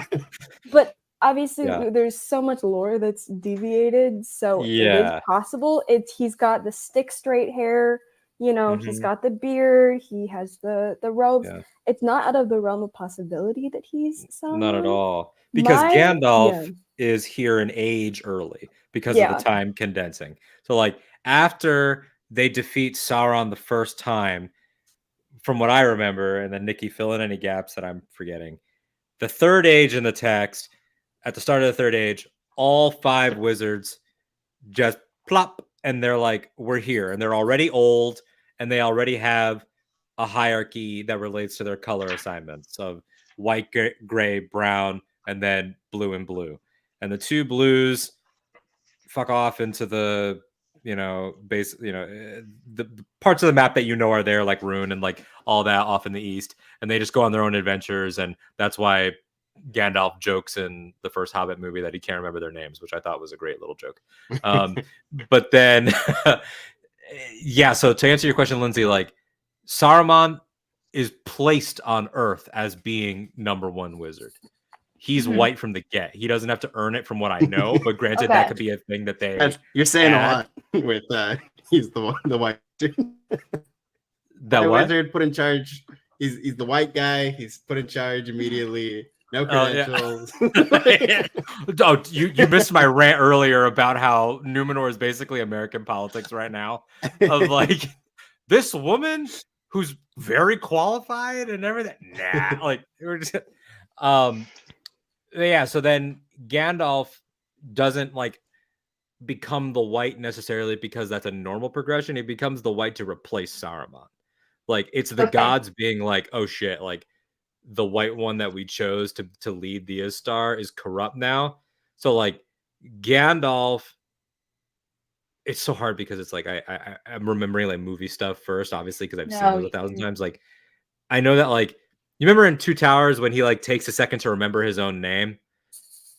It's like it's because my understanding of it is that on a cosmic level, he was kind of Sauron as well for a second, and he has to like sort his identity back because he's assumed Saruman's role in the god hierarchy. It's very like I don't know, weird. I don't know how much of the color actually matters. I know Saruman has a hardcore line in the books that Jackson didn't use where he yells that he is Saruman of the many colors, which they should put back in. They should put that in the movies somehow with archival audio. They should have given Christopher Lee the rainbow robes that he's dripped out with at the end. He would the pride robes. It was so good. Nikki, any other wizard insight? Yeah, just I'm sort of like trying to, reach in the archives. It's like unfinished tales kind of Tolkien stuff when he's like, yeah, maybe there were other wizards too, and they went east. Like, yeah, I don't know if sort of like if you take every single thing written, I don't know if we're like just limited to the 5 wizards. I think, and knowing how they write this show, if there's even like an inch that Tolkien was like, yeah, maybe there were some other wizards out there, I feel like they did that. Oh yeah, they found every tiny little gap. Like I know that like Tolkien, I read that before one of his last letters before he passed, one of his last work related letters, he mentions that the 2 blues, maybe they didn't come last, maybe they came way earlier, but like didn't settle on it, but was just like, maybe. Like, so, that's like, because I made all this up. I can figure that out. I've said to people before, including you, Nikki, that like the way that like Star Wars and like Marvel and DC diehards get so obsessed with tiny little details, they would have a heart attack. They would imagine if George Lucas right now, this is the example I always use. Imagine if George Lucas, I hope he's with us for many years to come, but like imagine if he's at the end of his rope and he just like sends out a press release that says like, actually A New Hope happened like this, and then he died. Like it would be cataclysmic. I mean, the Hobbit is an original special edition thing, right? Like where he went back and rewrote stuff, like not like anything. I didn't know like, until post Rings he changed it. I didn't know literally until last week, maybe the week before, that the character that we all know and love as Aragorn Strider was a Hobbit for like the first 2 drafts. Like that blew my mind. It's like just like imagine that. Just like imagine like another Hobbit. Like just like I'm imagining a Hobbit. Imagining a Hobbit like throw open the doors of Helm's Deep, and he's like all sweaty, and it's like Hobbit. Let's go. My most like tinfoil hat thing with Kieran Hines being in this is, Alden, you said like in your question, I think that like he could just be a man who learned magic and stuff. So we know obviously the 3 rings have been distributed. The 7 rings are going to be distributed, and they're just going to the important people in Khazad-dûm. We don't know who any of the 9 are going to be, and 8 of those could go to whoever. But one of those has to go to the Witch King of Angmar. We do not have a Witch King. I love that. I do not think that they're going to go in that direction, but there's a void, and they have to fill that void at some point. Isn't one of the Nazgul like of Rune? I'm like, I don't know what I'm mixing up in my head either, but like I know there's been art of like a Easterling type Nazgul. Ooh, mark it down. Tally called it. I think it's I could feel that for sure. And when I was still a Halbrand as a red herring, like I never thought that the stranger was Sauron, but I was also trying to not be 100% on Halbrand in season 1 because I was like, is it too obvious? And it was, and I still like it, but I thought for a while, no, this whole King of the Southlands thing, like he's gonna take one of the 9. Like I thought he was gonna be the Witch King or something, and then we started half jokingly theorizing that Theo will be one of the 9. Which never know. Boy's still Mark. Much anger I sense in you. but dude, it's not looking good. I love the idea of him being one of the 9. That'd be fascinating. And we know that this character, whoever he is, this Dark Wizard, is keeping tabs on everything that's happening in all the other regions. He's getting all the updates and everything, and we know from the coming up this season preview and some of the trailers that Tom Bombadil's keeping tabs on him and everyone else, which is fascinating, and we can't wait for him. Lindsay, any thoughts? Now we talked about the Dark Wizard, but on the Gandalf and Nori story as it develops in terms of like his dream about having a staff, do you think it's just about controlling powers, or do you think that because the staff that he finds is already destroyed in the middle of the sandstorm spell, it looks like, so do you see that as symbolic, or do you literally think that he'll be putting together sort of his default Gandalf sort of kit, or how do you sort of feel about the way that they're going with that? Is it just trying to indicate like symbolism? Yeah, I think symbolism leading him towards Middle Earth, or like Middle Earth that we know, like to those lands, basically going west. I think the visions that he's having are showing him the next steps. So it's like, oh yeah, you're gonna be holding this staff, and this is the direction you go, and didn't go the way he wanted it to, and so now he's gonna continue. And I think it's just showing him his next steps, basically. I just wonder what role he's gonna play as he gets closer to the rest of our characters. Is this Gandalf character going to remain kind of on his own apart from the rest of like everything that's happening, or are we going to see him join the fray as these seasons go on and like interact with everybody else? Yeah I think that's the thing, is that isn't it crazy that like we are now all season 1's done and we're 3 episodes into season 2, and we are like there's still like character pairings that like probably won't happen till like seasons fucking 4 and 5. Like it's so wild. Like just to think like since season 1 we've been obsessed and we've talked so much about like, oh, when Elrond and Isildur finally meet and all the drama, everything we know, that is a ways away. Like there is no indication that that's happening anytime soon. Yeah. The meet cute I need Gandalf is one of those. Yeah. The meet cute I need is Elendil and Narsil, and I need it now. Yes. So okay, like yes. can we?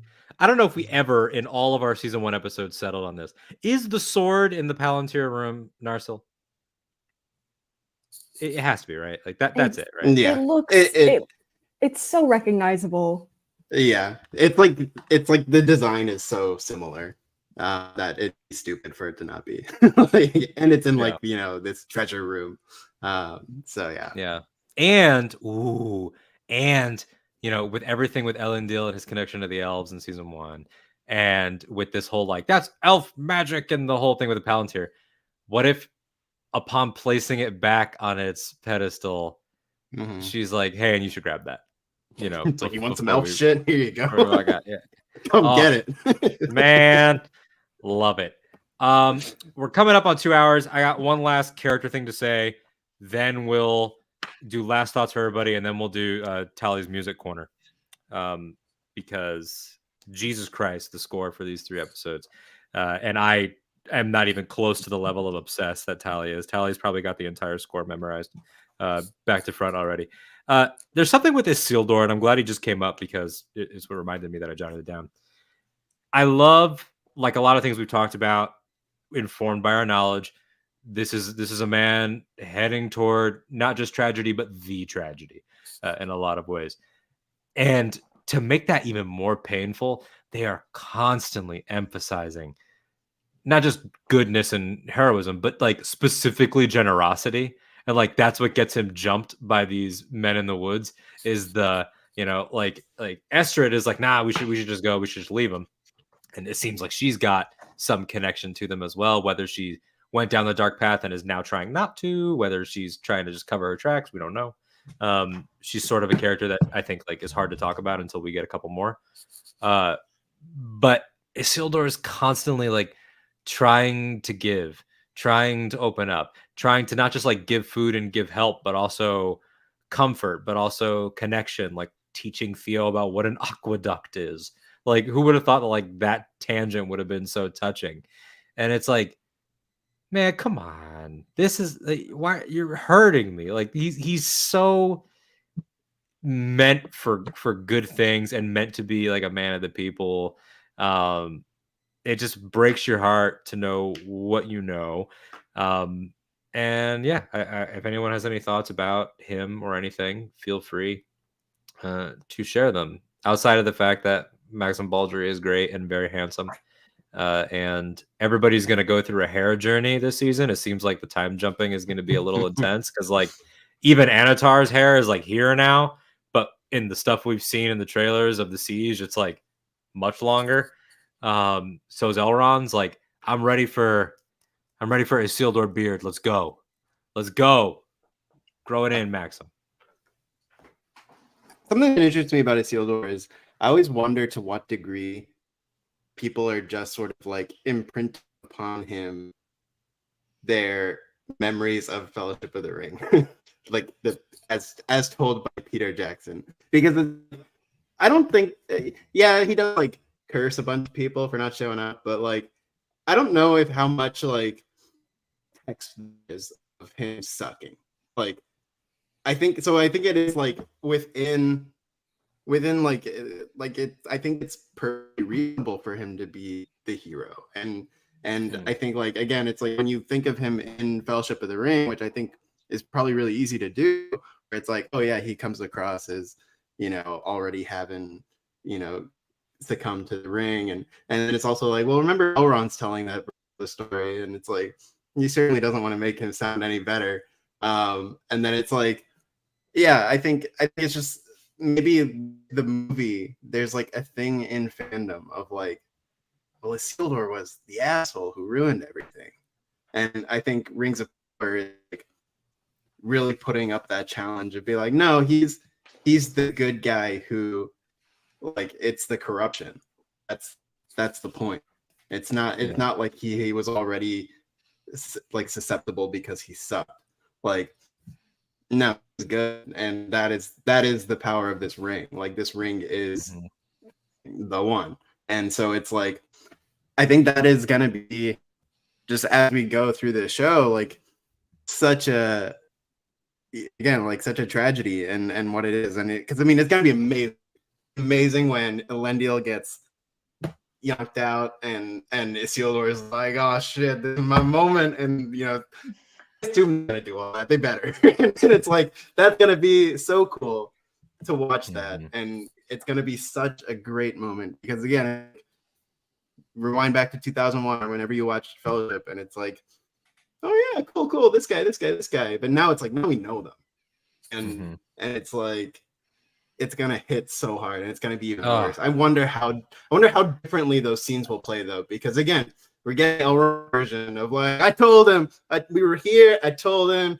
he was being a douche, Yeah. But I wonder how different it's gonna play out in the especially because it's like this show has the opportunity. This show has the opportunity for like all the build up, the waiting beforehand, the establishment of Rivendell, all that. Like, we're getting way ahead of ourselves now, obviously, but like I think they've said that, like, without spoiling anything for people watching or listening that don't know anything, the battle at the end of this season, I think, is supposed to be like 3 episodes from 3 stages, like 3 stages of it. I think, Nikki, you sent me that, right? Yeah, 6, 7, and into 8. I'll tell you right now, Barad-dûr, The Last Alliance, that should just be all season 5. It should just be season 5 should just be the entire thing. It is a pretty prolonged fight, right? Like in the books, at least, it's pretty, like 7 years long. They're like doing that for a while, yeah.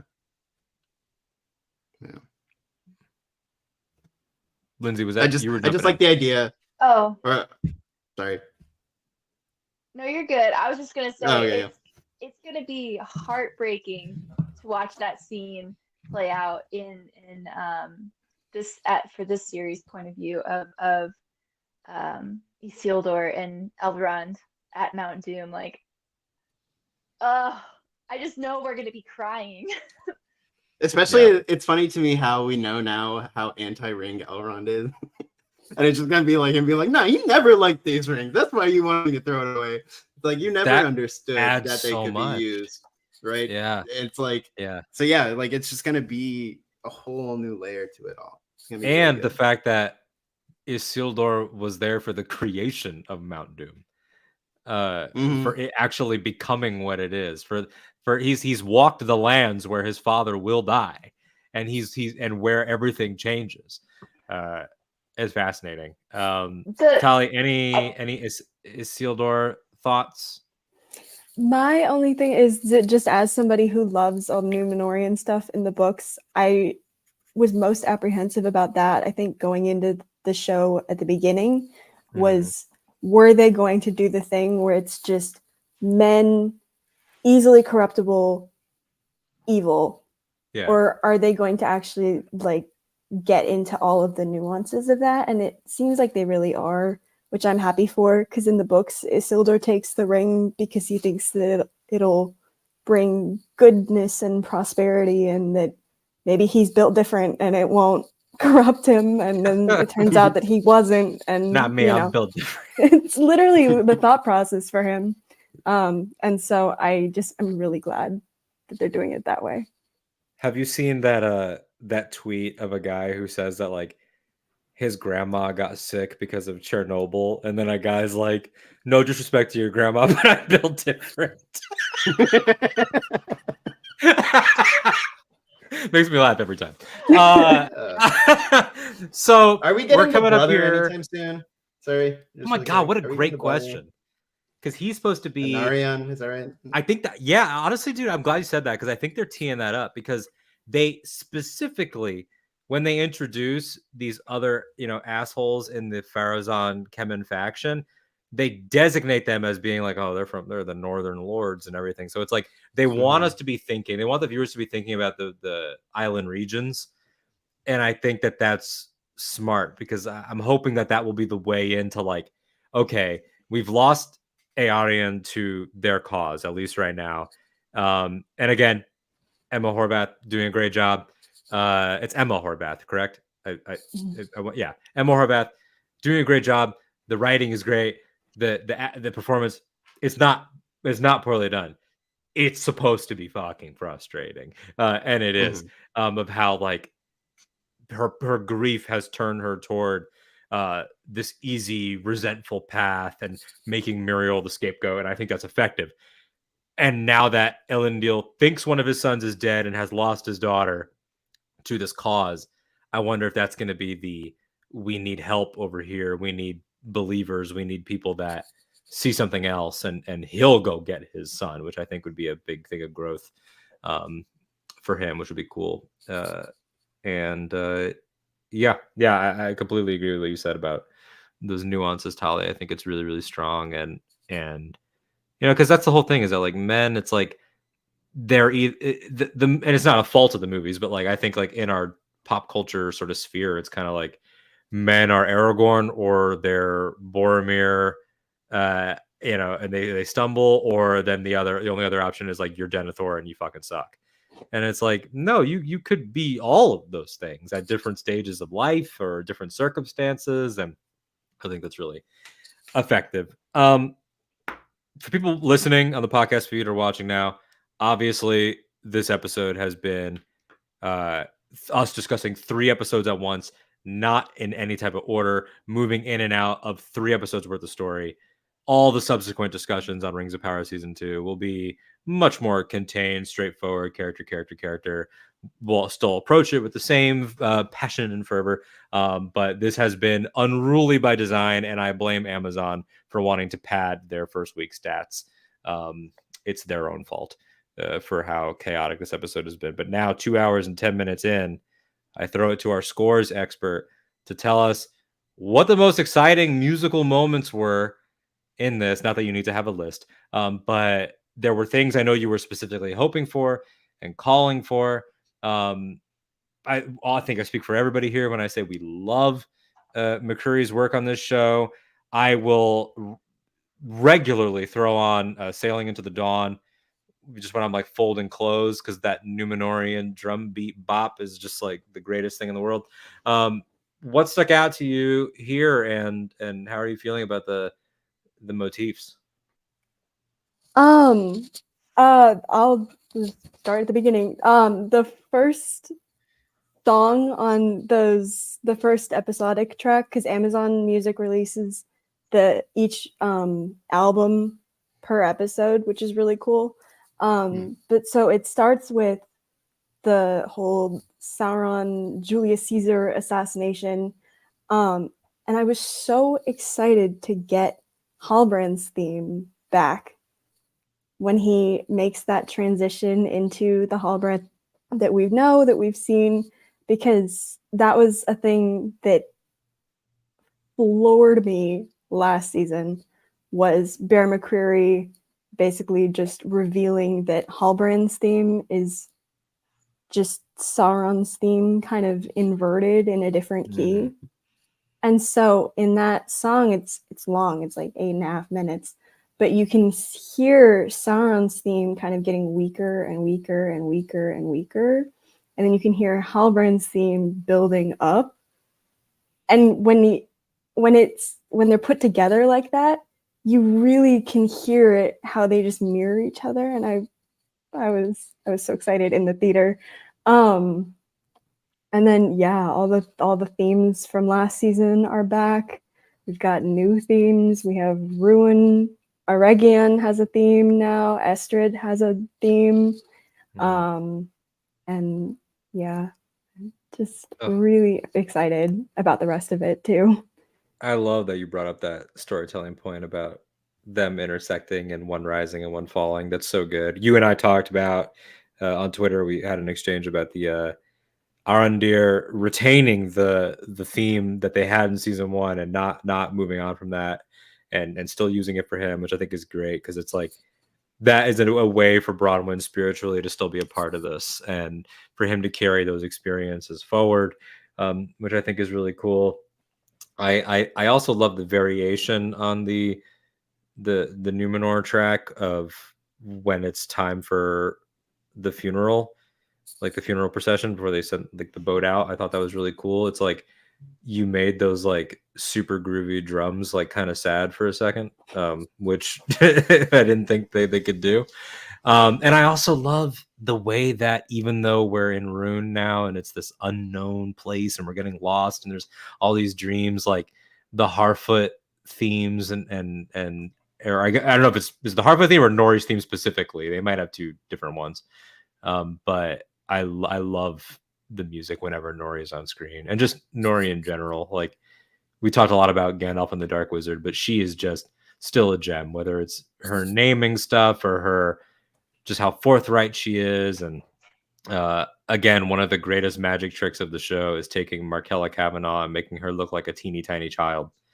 It honestly, it's not real. It honestly, like, it throws me more than any of the Hobbit actors. It is like, and with not like, it's not like she has like prosthetics on. It's just make her greasy and put a bushy wig on her, and suddenly she's like 12. It's so strange. Freaks me out. Okay. Final thoughts time. Is there anything that we haven't brought up from any of the 3 episodes, that any of you are like, this needs to be said? Now is the time.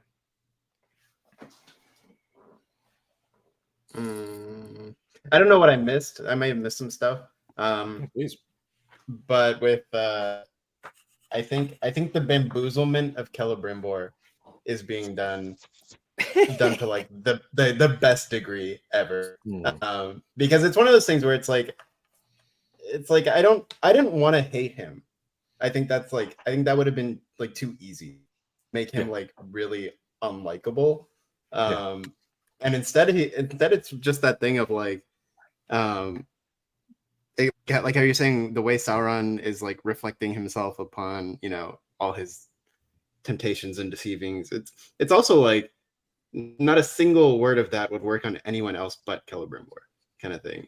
And Yeah. and it's like that specificity is what's so good about it. And you know, being able to tell him all the things of, you know, you're finally gonna stand out, you're finally gonna do this, you know. Even just little things when that one part, I think it's in the second episode, when Anatar is like, oh, you know, the thing just happened, and then Celebrimbor's just like, I'm gonna go write a letter, and you know, it's just like, yeah. him as I'm so glad you brought that up. Yeah. yeah, The blocking of that, the way that Anatar moves behind him while he writes it and stands over him, like that's such good like theater blocking, and like to your point, like just those nudges, like because Celebrimbor's already ready. Yeah. It's because it's like it like, is you deception, would defy but it your is king, would you? right. Like Right. Yeah. It's like it's deception, the hubris, the ego. Like that's why it works so well, and I think it's gonna like continue to be one of the strong points of the season. I think like they're incredible like scene partners together, the two actors. So like Charlie's. I think it's just good. It's just really good. Yeah. To your point, or since we're talking about Anatar, Sauron, and Celebrimbor, I was also wanting to talk about that. The last shot in the third episode, when Anatar he's like looking at us. He's like looking at the audience in the final shot. He's like, and I'm just like, I squealed. I loved that, where, you know, he's like, you guys know what's going on. I know that you know what's going on. And this is happening and no one can stop it. It's happening now. It was so good. I loved that. I loved that, like, you know, fourth wall break almost, you know. So good. And I also think to build on just this before, and then we'll keep going around for people's last stuff. It's also like at the end of season 1, Elrond, you know, finding the scroll of the Southland's lineage and knowing that a lie was told, but us not seeing, you know, that's when it ends. And then we end and like season's over. I was like, ooh, how are they going to like move all these characters forward, but preserve who knows what and who doesn't know about Sauron, make it believable that Celebrimbor, who's in the room, somehow doesn't know this. And then the trailers started coming out, and Halbrand was talking to Celebrimbor in a scene, and I was like, what are they gonna like?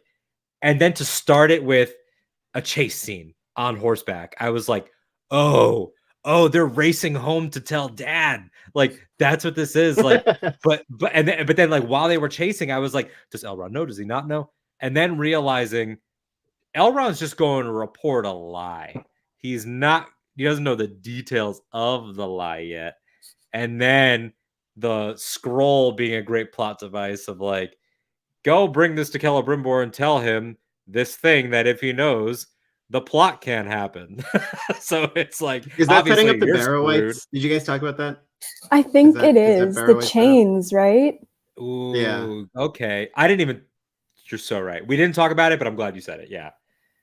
Oh, the chains. Holly, that's such a good point. I don't even know what I assumed in that moment. Maybe I just thought that it would be more like wild men or something, but like, yeah. Ooh, that rocks. That's Tom great. Bombadil. Tom Bombadil collecting bodies. Like it's so smart to like have Gil-galad and Elrond find out together, and Celebrimbor, and then the way that they're able to have their cake and eat it too, with Halbrand and Anatar sharing a scene, was so brilliantly done. Of Sauron being the ultimate deceiver, being like, I'm going to tell you the truth. And then like, I'm going to make my lie a double lie. Like he's like, I also love that I'm not Halbrand, man. I lied. I'm not even a man. And then I also love how he's not just messing with them, because because he also goes to Adar, right? Like just the fact that Yeah. Sauron is on a complete like scorched earth policy with all these people, and he's just like, I'm gonna go mess with everybody. Who have I Nudging not you to messed with? war. Yeah, Nudging he's the like dwarves to be dragons in the north. skull. I'll go find them. I'll go mess with them. I don't care. Yeah. Like it's so funny to watch all that, and I also like I would love to see a deleted scene of the moment Elrond like yoinked the ring away from everybody else and ran off with them. I think that'd just be like funny to see. It's like, how did he get those, and how did he take off? No, yeah, I know. And also just on a directing thing and a sound mixing thing, when Halbrand disappears and he's about to do his incredible like Jesus Christ Superstar entrance as Anatar, the way that like Celebrimbor's looking around the workshop, but you can hear some of the heavy breathing happening around the room, and you're not sure where Halbrand is.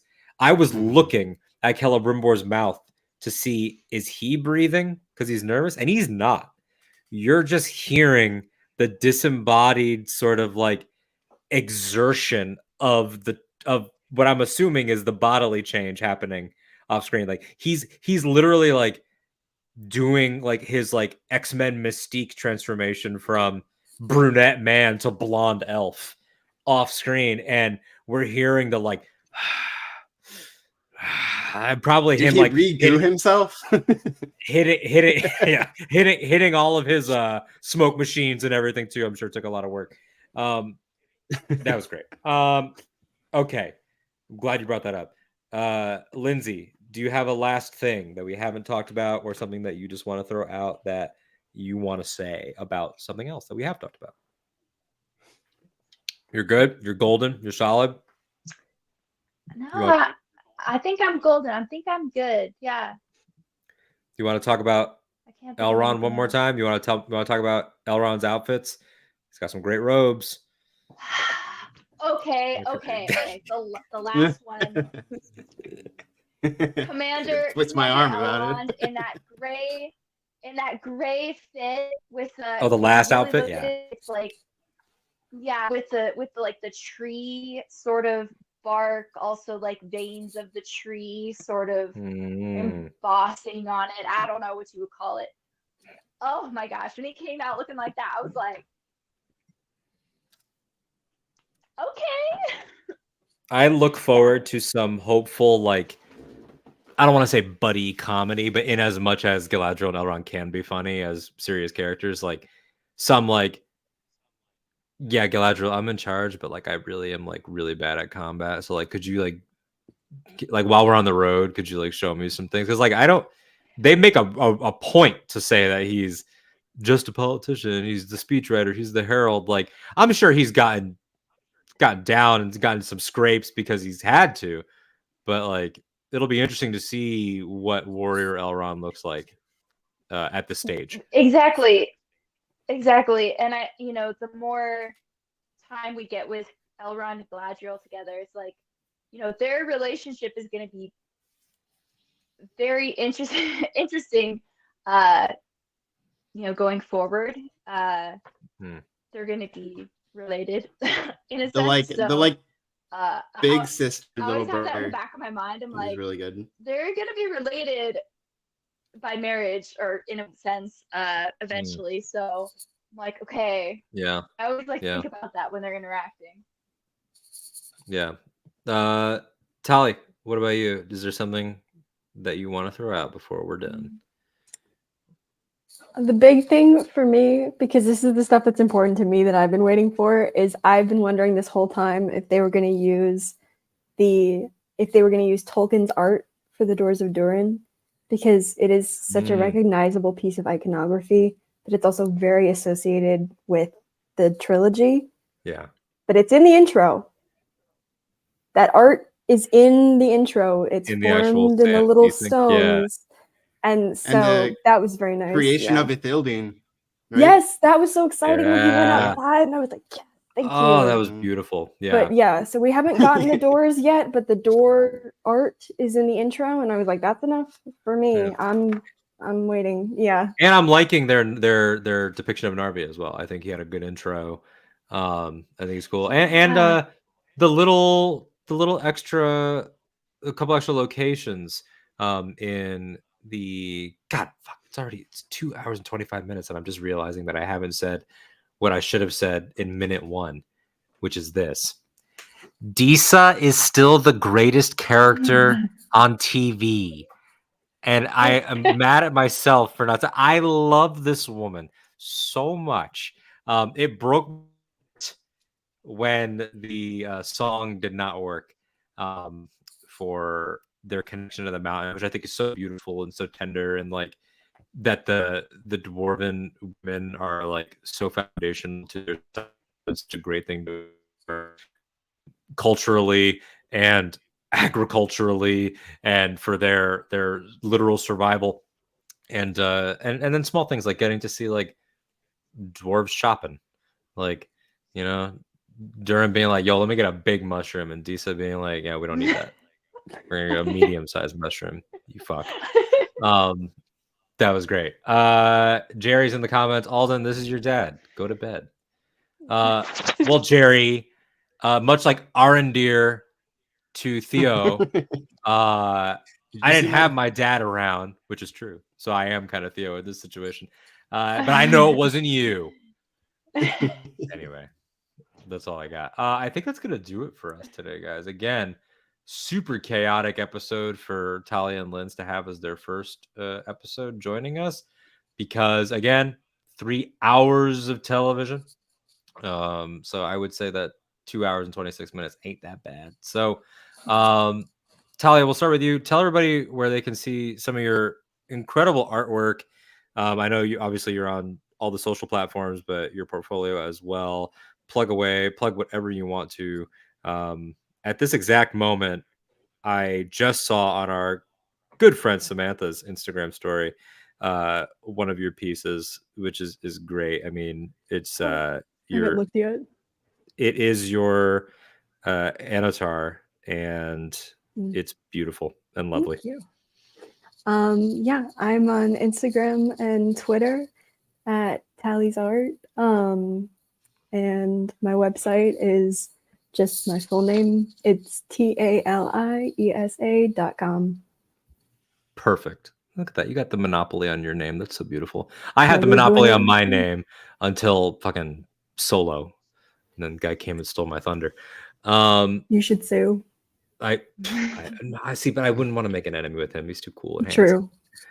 handsome. Lindsay, one of my faves, with one of the best offices, by the way. I know we've obviously we're not doing the office tour right now, but you have shown photos of it before, and it is the coziest. Like, honestly, like Nori and Gandalf should go to your house. That's where they should go. I feel like they would enjoy it. They would. Tell everybody about where they can find you and where they can find your podcast. So you can find me at A Cosmic Love on Twitter and at Rebel Risen on Instagram. And you can find our pod at Stardust Records. So it's Stardust Records without the O in records. You can find us on Twitter and also on Instagram. And we talk all things Star Wars there. But I'm so glad and thankful that you invited me on to this recording because I love Lord of the Rings, and I haven't had the chance to talk about it with like-minded lovers and enjoyers of Tolkien's work, and so I'm really glad that I got the opportunity. So thank you.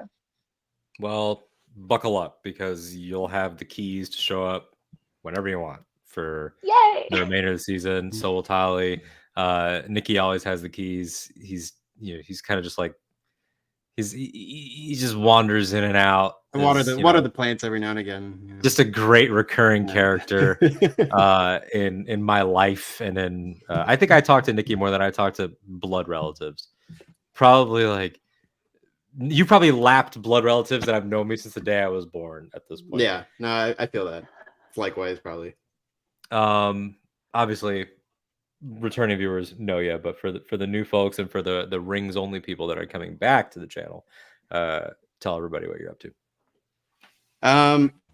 You can check out the Imperial Senate podcast for Star Wars stuff. But what I really want to plug is go buy stock in Jack Lowden's agency office because I swear to you, I will get this guy to play Sauron for as long as I live. like this guy is gonna play Sauron if I have anything to do about it for the next 20 freaking years. So buy now, buy early, buy live. It's just like again, like I just like am so struck by. I love what they did and having this guy like be confident, but then also like on the verge of fucking losing it. Like he's just like he's gonna explode, and he literally does. But anyway, get in on that. Also, Slow Horses season 4 in a week or so. But yeah, otherwise, yeah, Imperial Senate podcast, whatever. Yeah, hell yeah. And I will say, Nikki Kumar, not just one of my best friends, also screenwriter for hire out in LA. Buy now, buy early before he sells his Sauron prequel script. It's true. Get in. Get Bezos. I'll take back everything I said about you earlier this episode if you let Nikki write the Sauron show. As for me, it's that Alden Diaz, THATALDENDIAZ on all the social media platforms. Octa Radio is still on break. I'll bring it back whenever I feel like it, probably for Skeleton Crew, if not before. Had some things lined up, and then, corporate, blah, blah, blah. But ILM has a new podcast, which makes certain things that got canceled on my end make a lot more sense. So congratulations to them. And then anytime with Ken. Congratulations, ILM, for going official. No, I'm actually really looking forward to that. I think it's going to be fun. Anytime with Ken and Alden, Fridays, 11 Pacific, 2 Eastern. And then, here on Casterly Talk every Thursday, 10 o'clock, doing Rings of Power. We have some more House of the Dragon videos that'll come out whenever they're done, sort of intersperse some book-specific stuff as well. And then, is there anything else that I do? We do Star Wars trivia on Epic Confrontations, the In a Galaxy channel. So check that out. The actual play series that I'm in on all remaining systems, our Star Wars RPG is there. And if there's anything else, every bond you buy, we'll put another season on screen. Dude, I wish we were. I wish. And well met to Linz and Talia. Yeah, Linz and Talia are fantastic and full of knowledge, and absolutely so glad to have them on board. So for right now, we will call it a day. I'm going to mute everybody here so I can play the music without StreamYard getting confused about what audio it should be listening to. But we will catch you next time right here on Casterly Talk. I'm going to throw up low opacity Adar as our end screen today because I love him so dearly. We'll catch you next time. Goodbye.